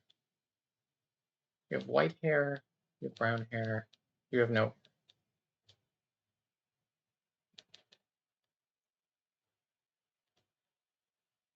Then, with one of his magnificent eyebrows raised, he took the statements of the three suspects, knowing that the innocent would always tell the truth, while the guilty would always lie. By deducing which one of them might be lying, Logical would be able to identify who done it. Take my word as the Honorable Earl of Grey, Uncle Midnight was in the jungle. Hey now, General Coffee brought a coconut. And a pineapple was in the ocean. Okay. Baseball? Baseball? It's live? Oh shit. Okay. Hang on. Uh we'll come back. The truth and lie ones are always annoying. Okay. So the Wallingford multiple anteaters. By the way, we finished 25th overall. Um which is kind of amazing. Out of 100. And we went 57-53 and with a positive 55 run differential. Okay. So, drafting a catcher. I've heard this is maybe changed. So we have Blanche Young, Eliza Layman, and Khalid Endo. Blanche Young bats right, throws left, likes cross country skiing, and dislikes water polo. Eliza Layman is a switch hitter, throws left, likes fencing, dislikes kickboxing. And Khalid Endo bats right, throws right, likes fossil hunting, and dislikes orchestra concerts. So, I am also going to go to Google Docs and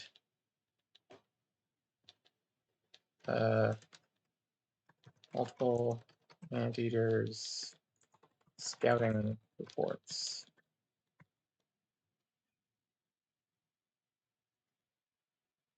Okay. So, is that the origin of swings both ways? I don't know, actually. Interesting.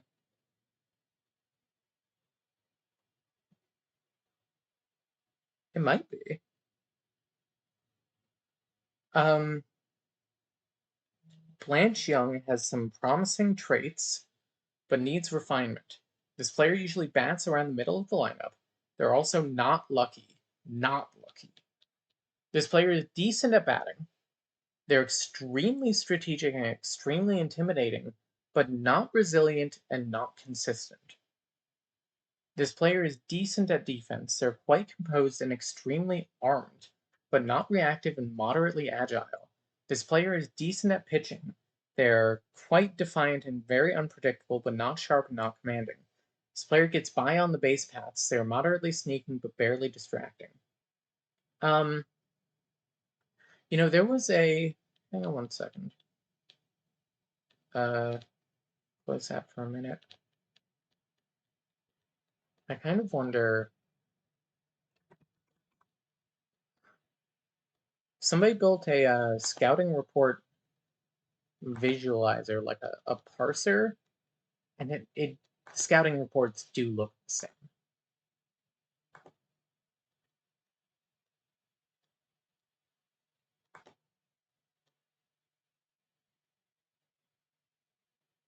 Hmm.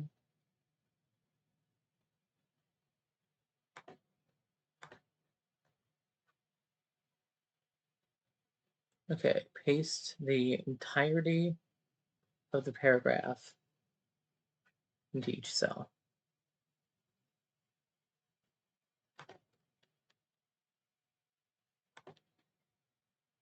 Okay, paragraph.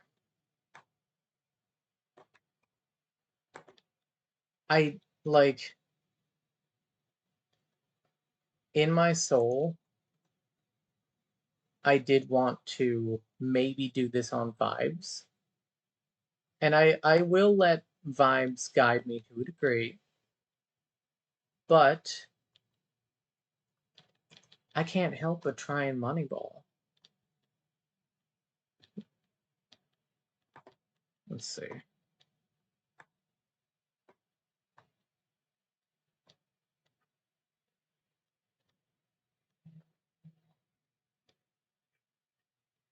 We will see if this works.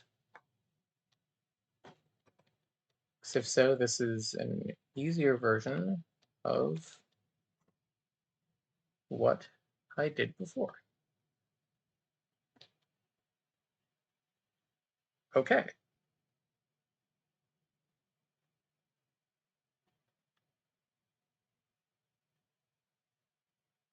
So,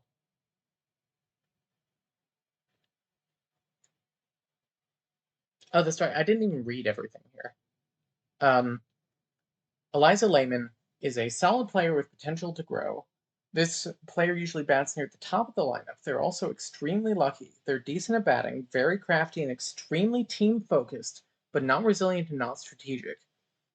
This player is strong in the defense department. They are extremely acrobatic and extremely nimble, but barely reactive and moderately patient. This player is decent at pitching.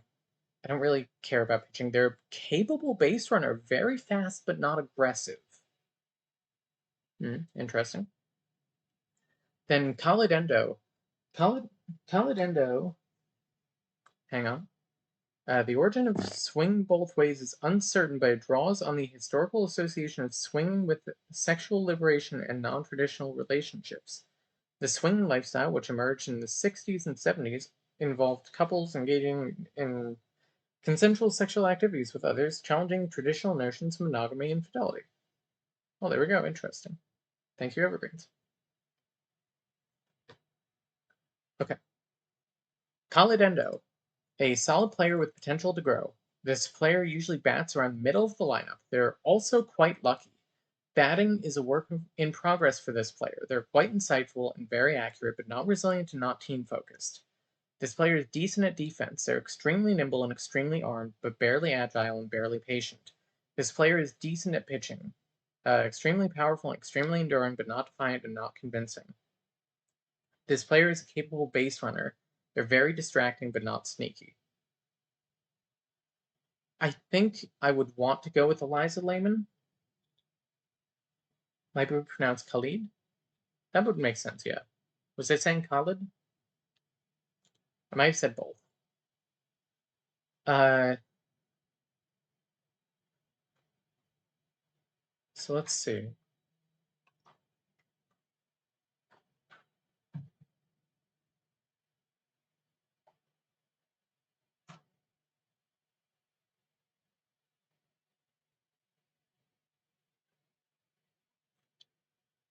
Batting work in progress, which is a 2. So these are all 2s. And luck 1. So I think she's right out.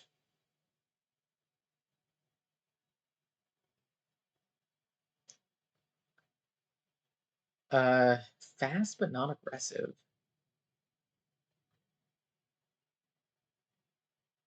Decent at base running.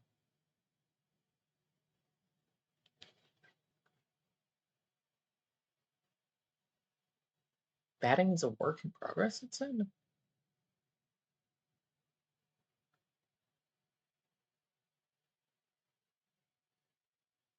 Armed and nimble for defense.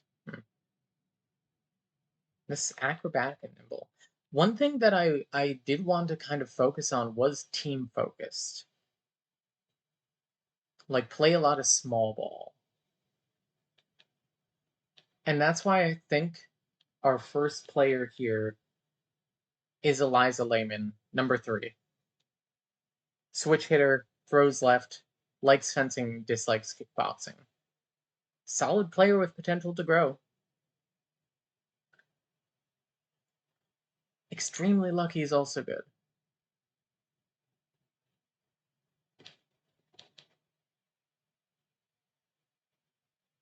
Yeah.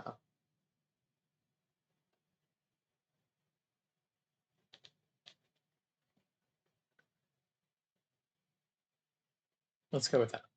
Drafting. Next, we draft first base. First base is usually also like your captain. We have Rosemary Henry, number 2. Bats left, throws right, likes archery, dislikes Muay Thai. Hannah Komatsu, bats left, throws right, likes marble racing, dislikes bouldering. Bear Kraus, number 54, bats right, throws right, likes frolicking, dislikes gliding. It's funny. Okay, Rosemary Henry, promising traits but needs refinement. Usually bats near the top of the lineup. They're barely lucky. Batting is a work in progress. They're very consistent and very insightful, but not lofty and not intimidating.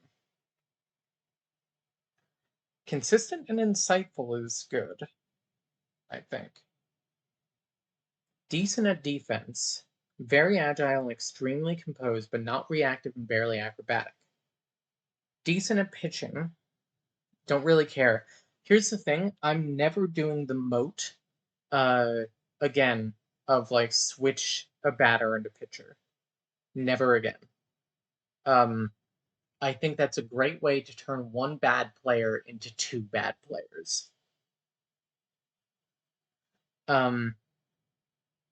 Base running is not this player's strength. They are moderately distracting but not aggressive.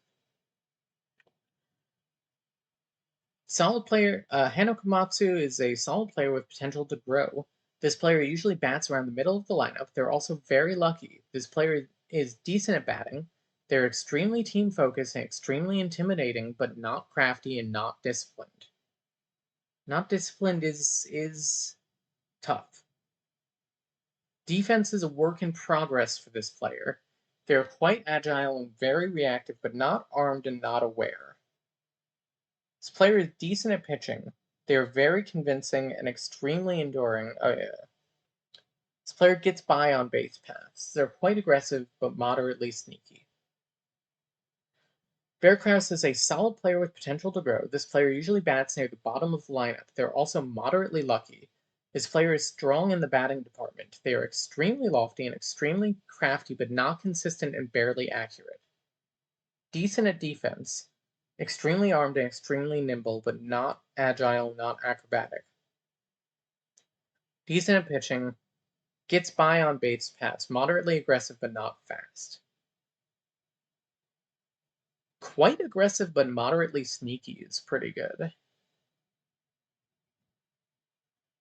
I actually like that. Extremely team focused and extremely intimidating. Not disciplined is tough. I also like that they like marble racing. Um,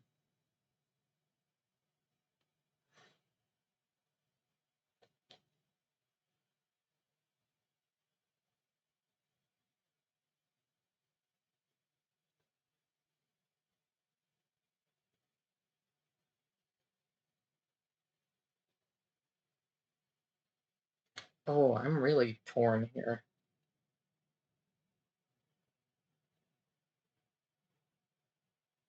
You know what? Vibes, Hannah feels better to me. Welcome to the team, Hannah Komatsu, number 63. Second base, we have Christy O'Leary, number 46, bats right, throws left, likes dioramas, dislikes free running. Jaden Arai, bats left, throws right, likes watching movies, dislikes waltzing. And Brick Oda, bats left, throws left, likes geology, dislikes field hockey. Brick likes geology, that's funny.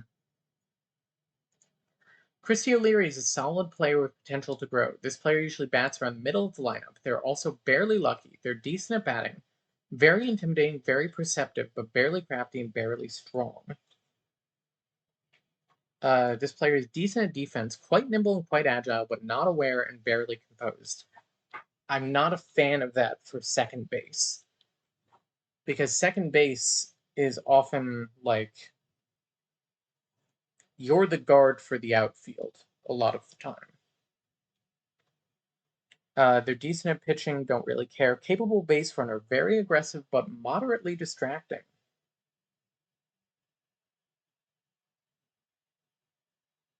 Jaden Arai, a solid player with potential to grow. This player usually bats between the middle and the bottom of the lineup. They're also not lucky. This player is decent at batting. They're very consistent and extremely intimidating, but not strategic and not crafty. This player is decent at defense. They are very composed and very aware, but not acrobatic and not nimble. Decent at pitching, very enduring and extremely defiant, but not precise and barely commanding. Fuck, I forgot to copy these into the stupid fucking scouting report. Okay. I literally forgot the one thing that I was doing. I think I picked Eliza.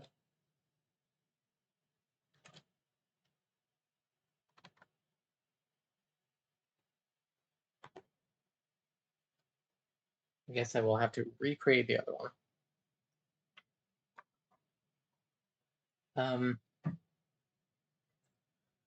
Not lucky. Decent at batting. Gets by on base paths. Fast, but barely distracting. Fast is good. Brickoda is a solid player with potential to grow. This player bats near the bottom of the lineup. They're quite lucky. Decent at batting. Very team focused, extremely crafty, but not disciplined and moderately intimidating. This player is decent at defense, very aware and very reactive, but not patient, not composed. I'm okay with that. Pitching is a work in progress, don't care. Gets by on base paths, quite aggressive but barely distracting. I'm really feeling Brick Oda. Oh.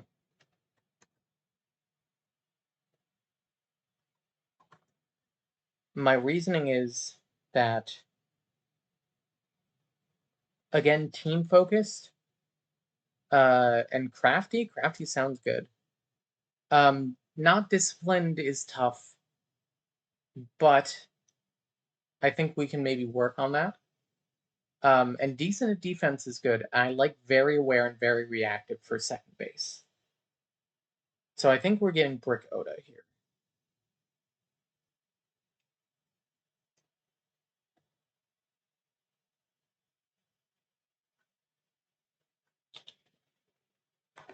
Third base,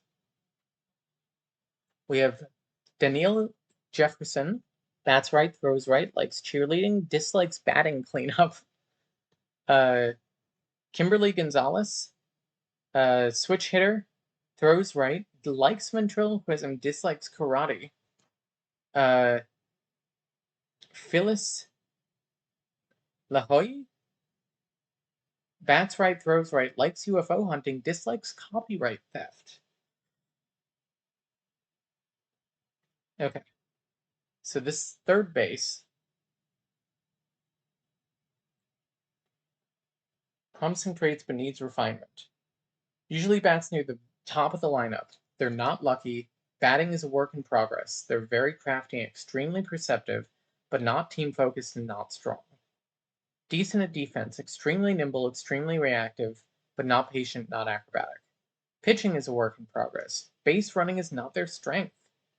I'm sorry, Danielle. You're right out. Ventriloquism. Kimberly Gonzalez is a solid player with potential to grow. Usually bats between the top and middle of the lineup. Extremely lucky. Decent at batting. They're extremely strong, extremely disciplined, but not intimidating, not accurate. Okay. Decent at defense. They are very armed, and very aware, but not reactive and not patient. Strong in pitching. Extremely convincing, extremely precise, but not commanding and barely unpredictable. This player is a capable base runner, very aggressive, but moderately distracting. Phyllis is a solid player with potential to grow. This player usually bats around the middle of the lineup. They're also not lucky. Decent at batting, very strong, very strategic, but not crafty, not disciplined. Decent at defense, they are very agile and extremely acrobatic, but not reactive and not patient. Decent at pitching, gets by on base paths, quite sneaky, but not fast. I'm kind of feeling Kimberly Gonzalez. Um,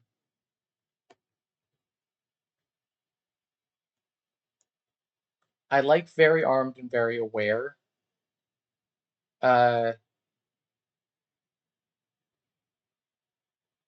extremely lucky is also good, and extremely strong and disciplined. Disciplined batting is something I want, ideally. So I think welcome to the team, Kimberly Gonzalez.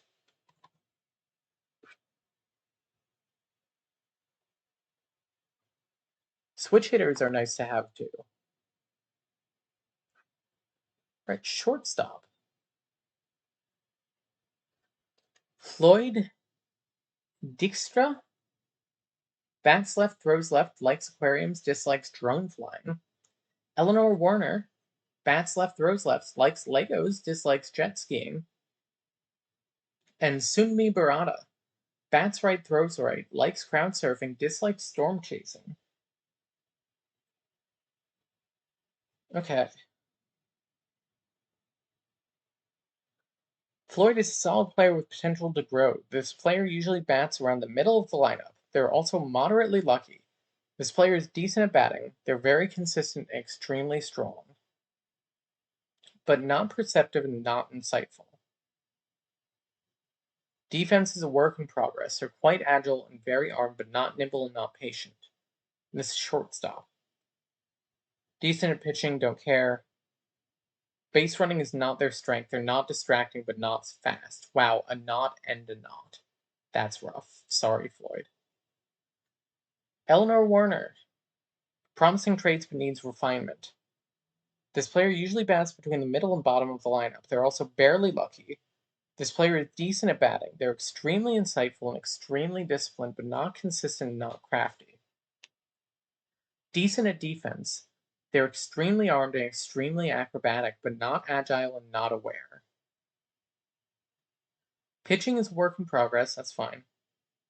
Base running is not their strength. They're barely sneaky, but not aggressive. Sunmi is a solid player with potential to grow. This player usually bats between the middle and bottom of the lineup. They're moderately lucky. Decent at batting, they're very intimidating, very strong, but not consistent and not accurate. Strong in the defense department, they're extremely acrobatic and extremely armed, but not patient and barely nimble. Decent at pitching. Base running is not their strength. They're quite sneaky, but not distracting. I think it's got to be Sunmi. I think both of these two kind of suck, but I like having a strong defense for shortstop. I think that's um, I think that's going to really come in handy.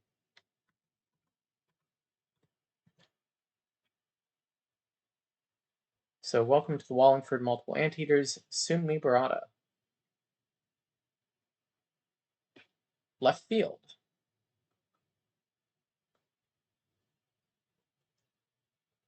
We have Omar Michael, bats right, throws right, likes orchestra concerts, dislikes surfing the web. Della Merrill, switch hitter, throws left, likes badminton, dislikes cactus cultivation. And Kibbles Garza, bats right, throws right, likes witchcraft, dislikes partying. Let's see. Promising traits but needs refinement for Omar. Usually bats between the middle and bottom of the lineup. They're also very lucky. Decent at batting, very insightful and extremely crafty, but not accurate and not disciplined. Decent at defense, they're quite agile and very aware, but not patient and not reactive. Pitching is a work in progress for this player. Gets by on the base paths, very sneaky but not aggressive. Della Merrill has some promising traits but needs refinement. This player usually bats between the top and middle of the lineup. They're also very lucky. This player is decent at batting. Very lofty, very perceptive, not strategic and not team focused. Decent defense, they're extremely reactive and extremely composed, but not acrobatic and not armed. Decent at pitching, base running is not their strength. They're moderately aggressive but not sneaky. And Kibbles Garza, bats right, throws right, likes witchcraft, dislikes partying.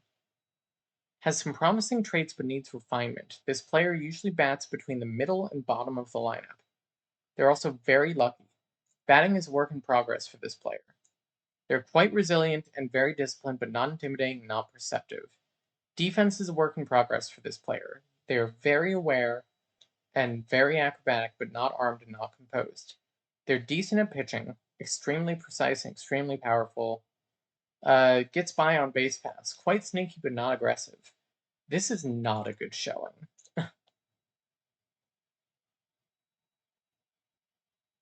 Uh,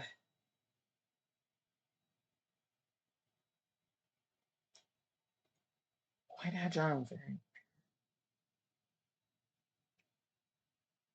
I'm kind of leaning towards Omar Michael. Let's let's put him in the thing here.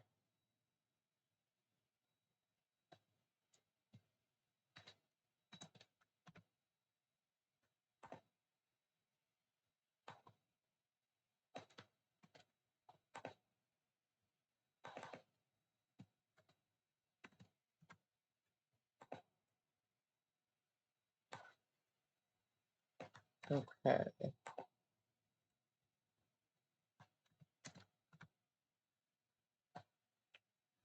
Let's see. They all have luck 5.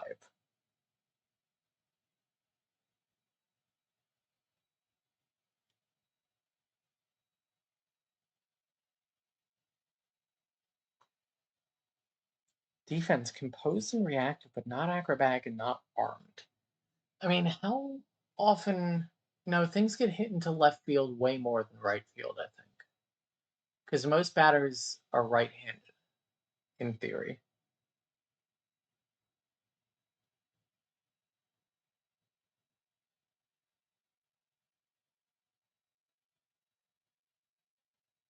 Agile and aware, but not patient and not reactive. Any thoughts in the audience?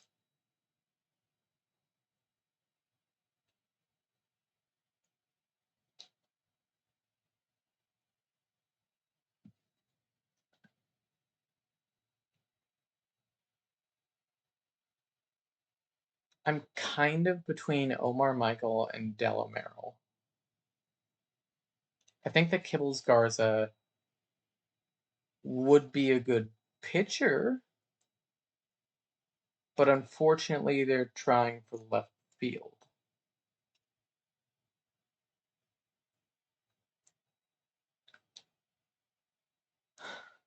Composed. Reactive and composed. Reactive is good. I wish they were armed. Because I think armed is how far you can throw. Or like how hard you can throw. Probably Delamero?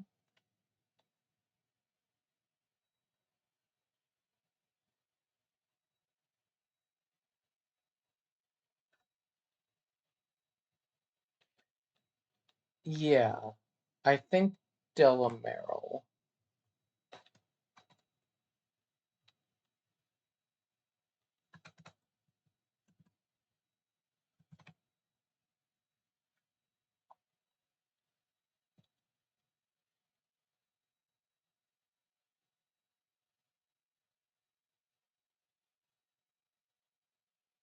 Very lofty and very perceptive. I wish those were extreme.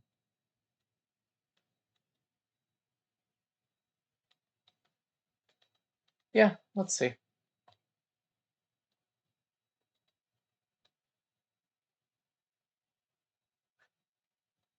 All right, center field. Nicole Winslow. Bats right, throws right, likes yo-yos, dislikes bodybuilding. Uh, Manuel Skinner. Bats right, throws right, likes singing, dislikes NHL. Joe Waters. Bats left, throws left, likes bassoon, dislikes staring at the sun. Nicole Winslow has some promising traits but needs refinement. This player usually bats between the middle and bottom of the lineup. They're extremely lucky, decent at batting, very perceptive and extremely resilient, but not consistent and not intimidating. Defense is a work in progress, very armed, very nimble, but not aware and not acrobatic. Decent at pitching, base running is not their strength.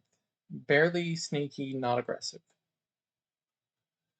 Manuel Skinner has some promising traits but needs refinement. This player usually bats between the middle and bottom of the lineup.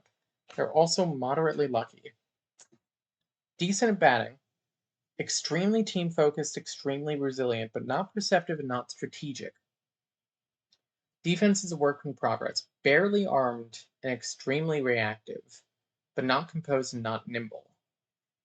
Base running is not their strength, moderately fast but not distracting. Joe Waters. Promising traits but needs refinement. This player usually bats at the top near the top of the lineup. Moderately lucky, decent at batting, extremely accurate, and extremely team focused, but not disciplined and not lofty. Decent at defense. They're quite patient and extremely reactive, but not composed and barely acrobatic. Decent at pitching, gets by on base paths. They're quite fast but barely aggressive. I think the not disciplined might end up killing us.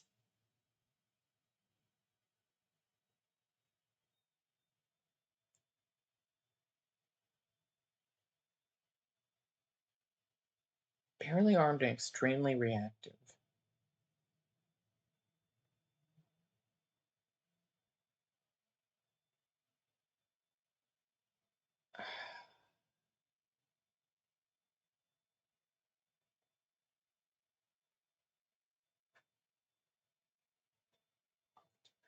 Really between Manuel Skinner and Joe Waters for me.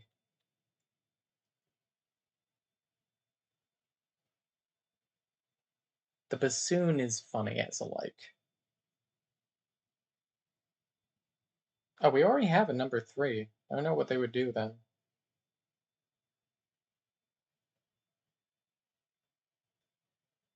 Both moderately lucky.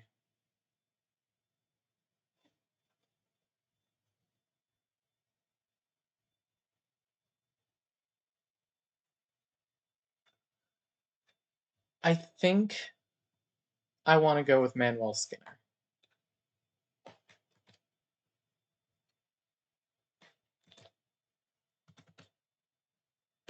because because of extremely team focuses and extremely resilient batting. Um, Reactive in the outfield feels okay. Uh, Quite patient, extremely reactive.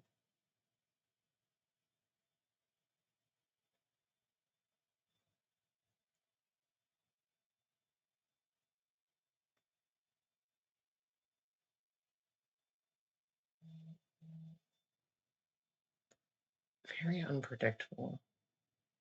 Um, no, actually, I think Joe Waters. The discipline,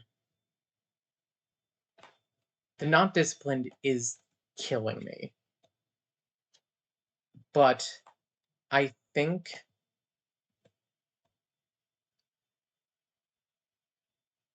the fact that they have two extreme leagues too. But the defense being a work in progress for Manuel isn't good, and uh, base running not their strength is not good. So I think welcome to the team, Joe Waters.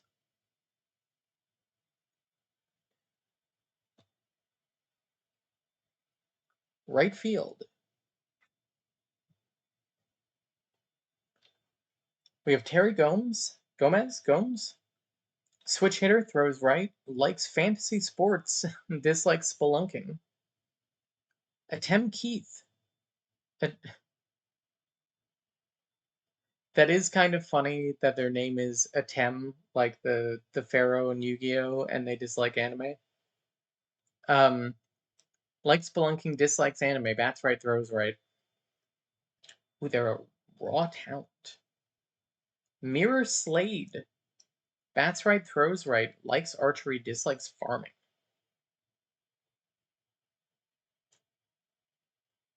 Terry Gomes is a solid player with potential to grow. Usually bats around the middle of the lineup. Very lucky, decent at batting, extremely strong, extremely consistent, but not accurate and barely insightful. Decent at defense, extremely armed and extremely aware, but in right field, yeah, but not nimble and not composed. Pitching is a work in progress, okay? Gets by on base paths, moderately aggressive but moderately fast. Atem Keith has a lot of raw talent and tools to work with. Usually bats near the top of the lineup. They're also barely lucky, decent at batting, extremely crafty and extremely intimidating, but not insightful and not perceptive. Strong in the defense department, they are extremely aware and extremely patient, but barely nimble and very armed. This player is decent at pitching.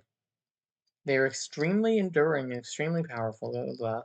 This player is a capable base runner, very sneaky but quite aggressive. Really leaning towards a 10 unless Slade, you know, Slade rather. Mira Slade, solid player with potential to grow. This player usually bats around the middle of the lineup. They're also moderately lucky. This player is decent at batting. They're extremely resilient and extremely disciplined, but not team focused and barely intimidating. This player is strong in the defense department. They're extremely aware and extremely acrobatic, but not patient and very and moderately agile. This player is decent at pitching. They're very sharp and extremely precise. Base running is not their strength. Moderately aggressive but barely fast. I don't even have to put it into the machine. Tim Keith is joining the Wallingford multiple anteaters.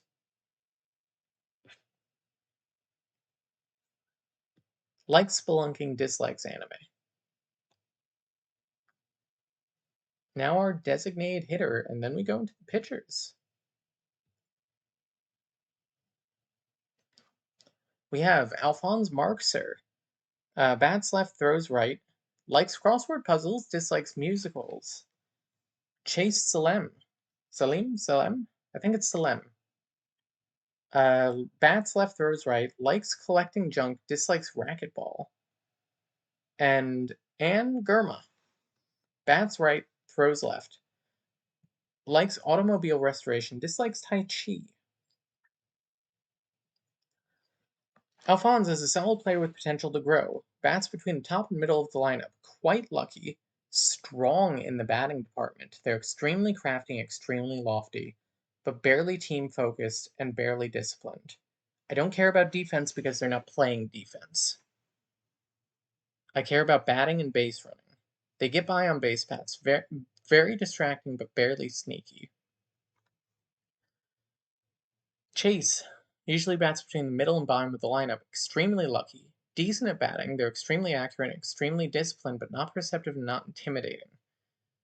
Uh, Base running is not their strength. Middle of the lineup, very lucky. Strong in the batting department. Extremely accurate and extremely consistent, but not lofty and barely insightful. Gets by on the base paths, moderately distracting but not sneaky. I'm between Alphonse and Anne.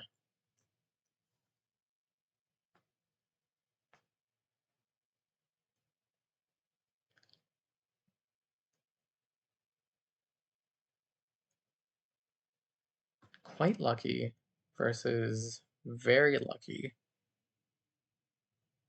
They're both strong in batting and get by on base paths. Very distracting but barely sneaky, I think is better.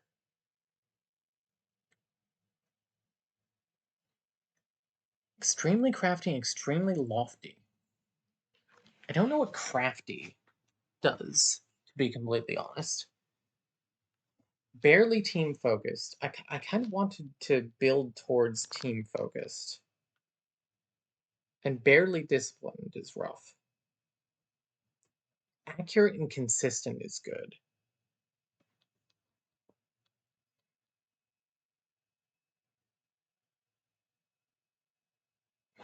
Moderately distracting but not sneaky. Versus very distracting but barely sneaky. I think I'm going with Anne.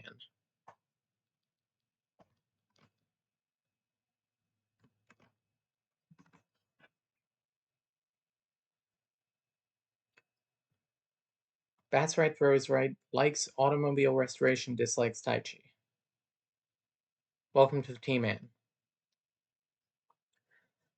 All right, before we get into our pitching lineup, I'm going to grab a drink really quick.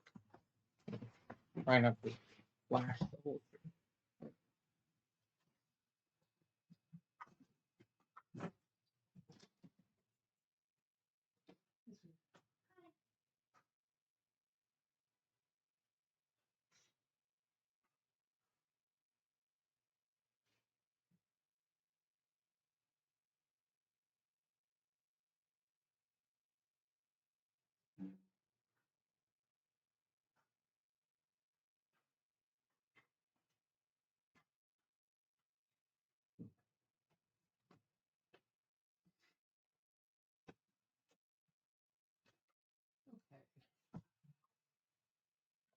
We are back.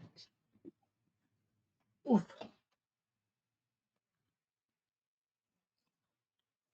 So we're drafting our first starting pitcher.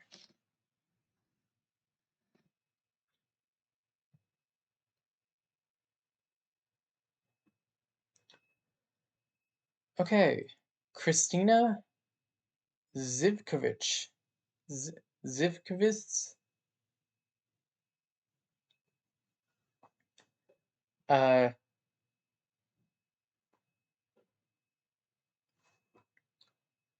Bats left, throws right. Well, let's focus. Throws right. Likes poetry, dislikes jigsaw puzzles. Stanley Willis, bats left, throws right. Likes fencing, dislikes ant farms. Q Dembell. Throws right, likes teddy bears, dislikes listening to podcasts. Let's see. So for the pitching lineup, I kind of wanted to try 5 pitchers with different styles to see what works. Maybe. We'll see. Pitching is a work in progress for this player. That's not great. And decent at defense. Christina might be right out. Stanley. Work in progress for this player. Very precise and very convincing, but not unpredictable and not defiant. Decent at defense. Extremely patient, extremely composed, but not armed, not aware. Q might be who we just go with right away. Decent at pitching. Extremely precise, extremely defiant, but not sharp and not commanding. Decent at defense, they're quite aware and extremely patient, but not reactive and not composed. Q might be somebody that we end up dumping halfway through the season. Yeah, dislikes podcasts. It's killing me. We'll hang on. Let's see. Very precise and very convincing, but not unpredictable and not defiant.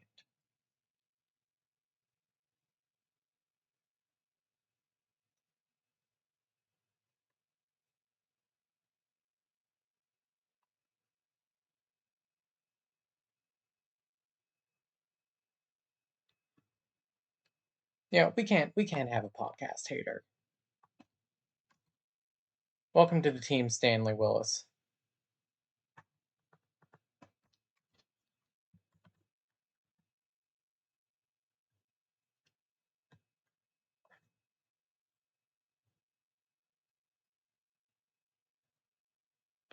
All right, next starting pitcher. McBaseball Corhonen. McBaseball. Bats left, throws right. Likes pyrotechnics, dislikes blitzball. um, Fatima Young. Switch hitter, throws right. Likes inline skating, dislikes solitaire. Rolly Marino. Bats left, throws right. Likes arm wrestling, dislikes parkour. Yeah, McBaseball, born for this sport. Promising traits but needs refinement. Quite lucky, pitching is a work in progress for this player. Quite unpredictable and very convincing, but not precise and not enduring. Decent at defense, very nimble, extremely agile, but not aware and barely reactive.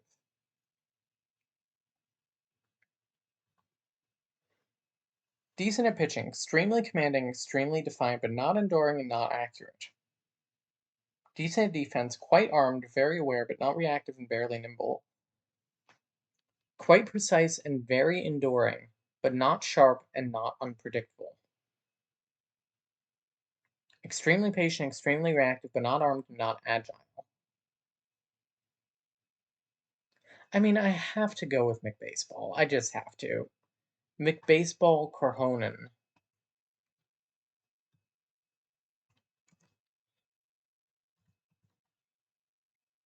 Quite unpredictable and very convincing is interesting as a combination.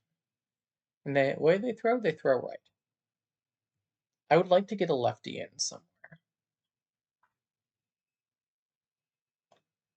Third starting pitcher. Edna Queen. Bats right, throws right. Likes gambling, dislikes getting beamed by the ball. Joseph Reynoso. Bats right, throws right. Likes RC cars, dislikes walking. And Opal Moran. Bats left, throws left. Likes visiting zoos, dislikes electronic music. Okay. Edna Queen, extremely lucky, decent at pitching, quite unpredictable and very precise, but not powerful and barely sharp. Decent at defense, quite aware, very patient, but not composed and barely reactive. Joseph, decent at pitching, very powerful, extremely enduring, but not precise and not convincing. And decent at defense, very patient and extremely nimble, but not composed and not acrobatic.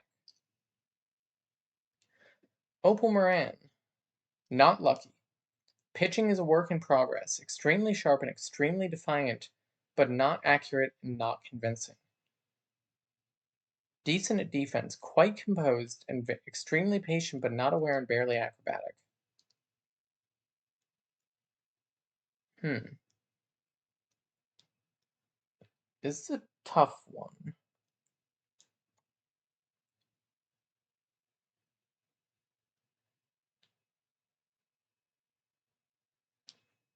Quite unpredictable and very precise, but not powerful and barely sharp.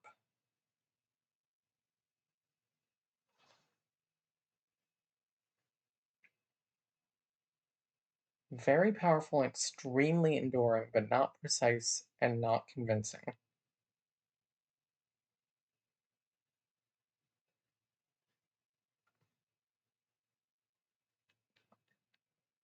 Extremely sharp and extremely defiant, but not accurate and not convincing.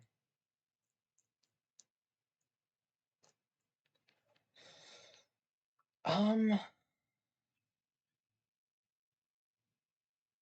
I know it says work in progress, but they have two extremes.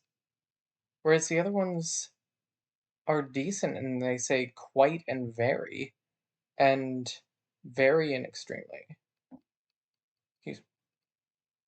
And plus they're lefty, and plus they like visiting zoos. Also, I like the name Opal. That's my vibe check on them.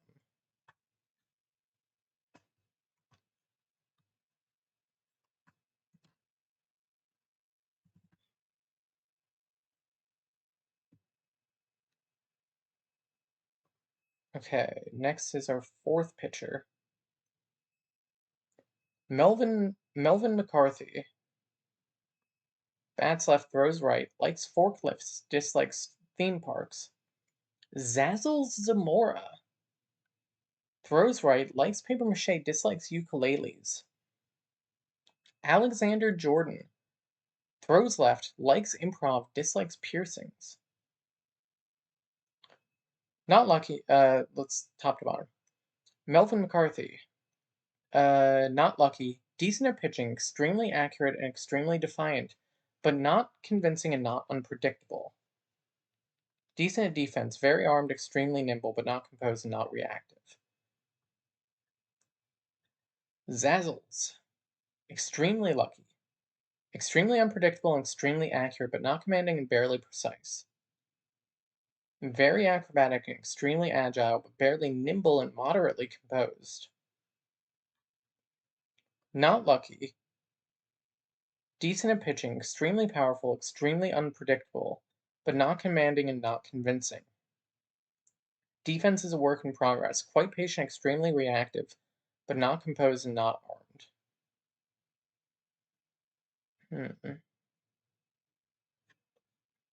I kind of like all three here.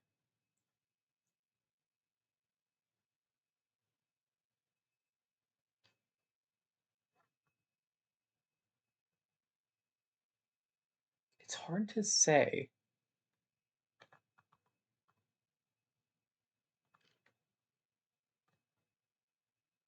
You know what? Zazzle Zamora has a fun name. Uh, I like extremely unpredictable and extremely accurate.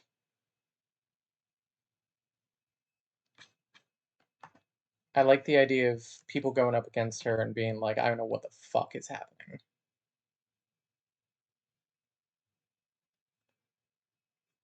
And our fifth starting pitcher. Michelle Yanovich throws right, likes baton twirling, dislikes dodgeball. Bus Boone throws left, likes mountain climbing, dislikes hammocks. And Carol Moody throws right, likes shot put, dislikes manga. Okay. So Michelle, very lucky, decent at pitching, very defiant and extremely precise, but not unpredictable and barely sharp. Decent at defense, are quite acrobatic and extremely nimble, but not armed and not composed. Oh, man, I really like the name Bus Boon. A lot of raw talent and tools to work with, too. Decent at pitching, extremely powerful, extremely accurate, but not enduring and not sharp. Decent at defense, extremely agile, extremely acrobatic, but not patient and not aware. Oh man, that would be a great batter.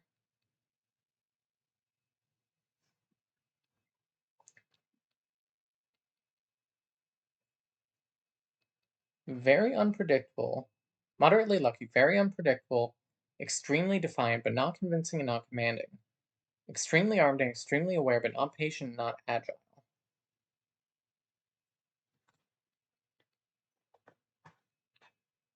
Listen, I know that I got fooled by a starting pitcher with a cool name and raw talent before, but I think we got to take the bus. All right, three relievers and a closer, and then we're done.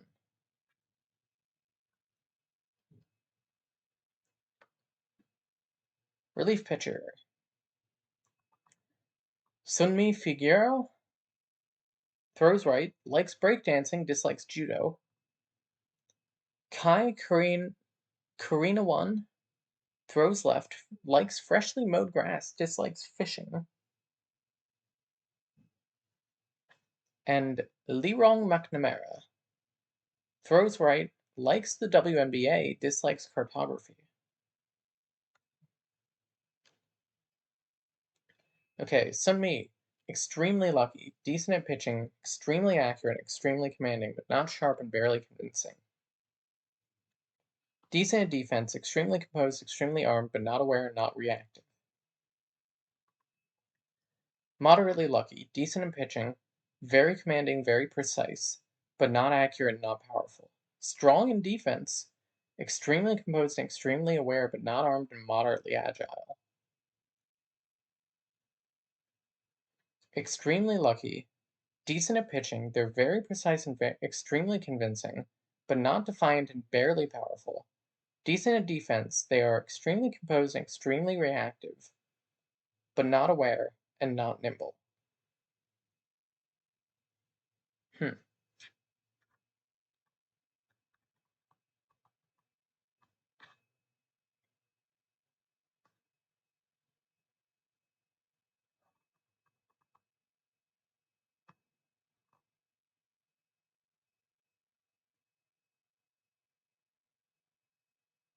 I like.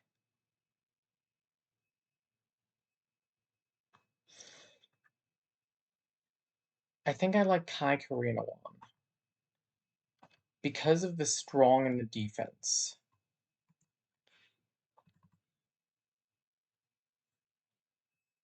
And I like very commanding and very precise.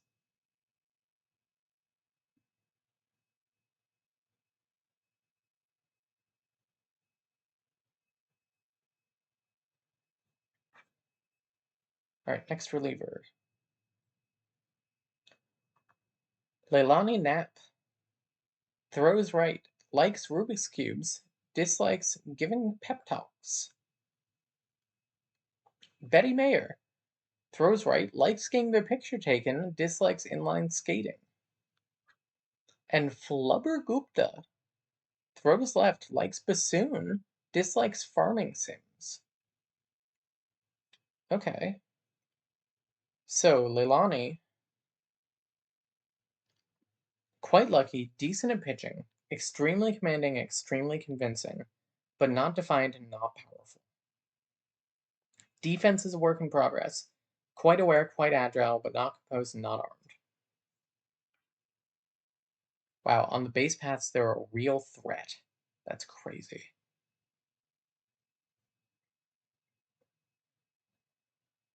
Not lucky, decent at pitching, extremely accurate, and extremely sharp, but not powerful and not convincing. Defense is a work in progress, so quite reactive and quite aware, but not nimble and not agile. And barely lucky, decent at pitching, extremely precise and extremely powerful, but not accurate, not enduring. You're a reliever, that's fine. Extremely aware and extremely nimble, but not acrobatic and not armed.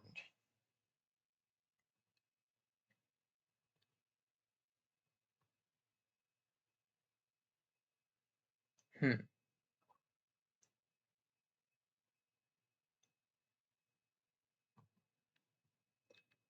Let's go with Flubber.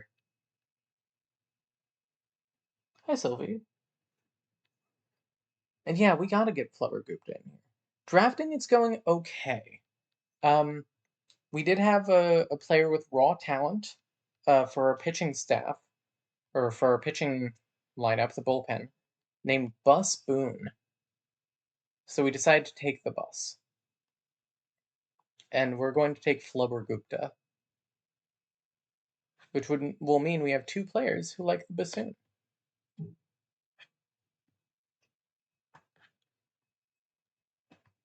Yes.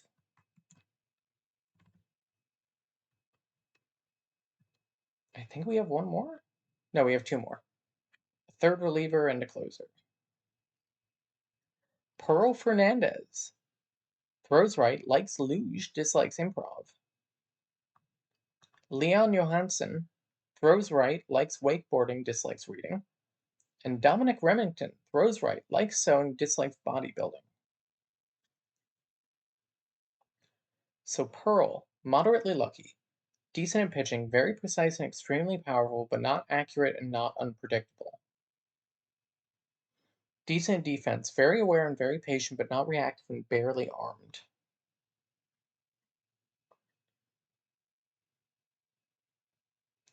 Very lucky. Extremely powerful and extremely commanding, but not unpredictable and not precise. Extremely patient and extremely composed, but not armed and not agile. And extremely lucky, decent at pitching, very convincing, extremely enduring, but not defiant and not precise. Defense is a work in progress, quite acrobatic and very agile, but not patient, not composed.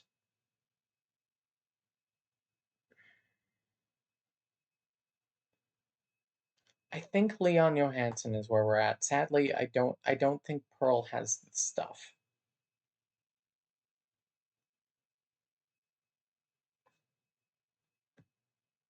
As much as I do like Pearl. Also, there was one player that I was going to take, but then one of their dislikes was listening to podcasts, so they were right out.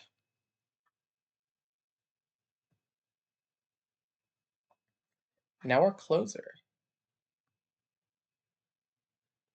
Rex Ozawa, throws left, likes keyboarding, dislikes dog grooming. Kayla Hadsik, I think, throws right, likes Legos, dislikes planking. And Arthur Nowak, throws right, likes jazz, dislikes thrift shopping. So Rex, solid player, very lucky, decent at pitching, very commanding, extremely unpredictable, but not sharp and not precise.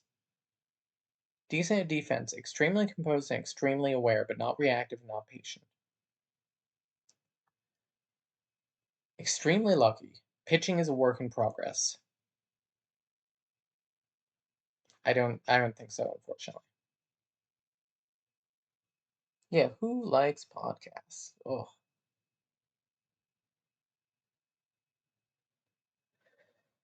Very lucky.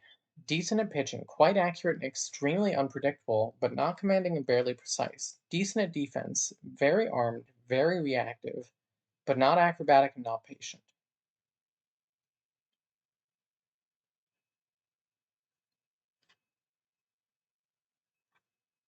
I think it's going to be Rex. I like commanding, I like unpredictable. And extremely composed and extremely aware is good. Quite accurate and extremely unpredictable, but not commanding and barely precise. Very armed, very reactive. Yeah, I think it's going to be Rex Ozawa.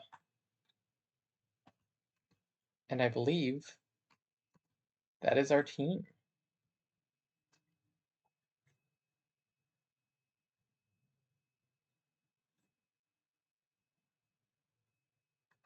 Did we get moats today? That's wild. There's no way that we do. Alright, well, everyone, please meet your Season 1 Wallingford Multiple Anteaters. Catching, number 3, Eliza Lehman. On first base, number 63, Hana Komatsu. On second base, number 86, Brick Oda. On third base, number 62, Kimberly Gonzalez. At shortstop, number 63 again, Sunmi Barada. In left field, number 90, Della Merrill. In center field, number 24, Joe Waters. In right field, number 64, Atem Keith. Designated hitter, number 81, Ann Gurma. And your pitching staff, number 9, starting pitchers, number 9, Stanley Willis. Number 53, McBaseball Corhonen. Number 56, Opal Moran, rather. Number 47, Zazzle Zamora. And number 81, Bus Boone. Your relieving pitchers, number 65, Kai Kuranyawan. Kurniawan. Kurniawan. I'm gonna learn how to say these names. Number 91, Flubber Gupta. Number 30, Leon Johansson. And your closer, number 7, Rex Ozawa. I feel okay about this team. Yeah, McBaseball. I had to pick McBaseball. There's no way I couldn't. I think you were the one that I forgot to write down your scouting. That's okay. I'll go back in the VOD and type that out. Yeah, happy to have all of this as well, just for like future reference, I guess. That's going to do it for the stream because I have to go dilate. But we will be back maybe for the opening game of the season on Sunday. I forget when the first game is. Well, let me see. Preseason is on Sunday at like 7.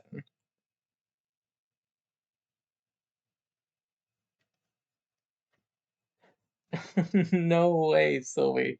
Someone in the MMOLB Discord rolled a player named Silver the Hedgehog. Oh my god. Great job there. Oh.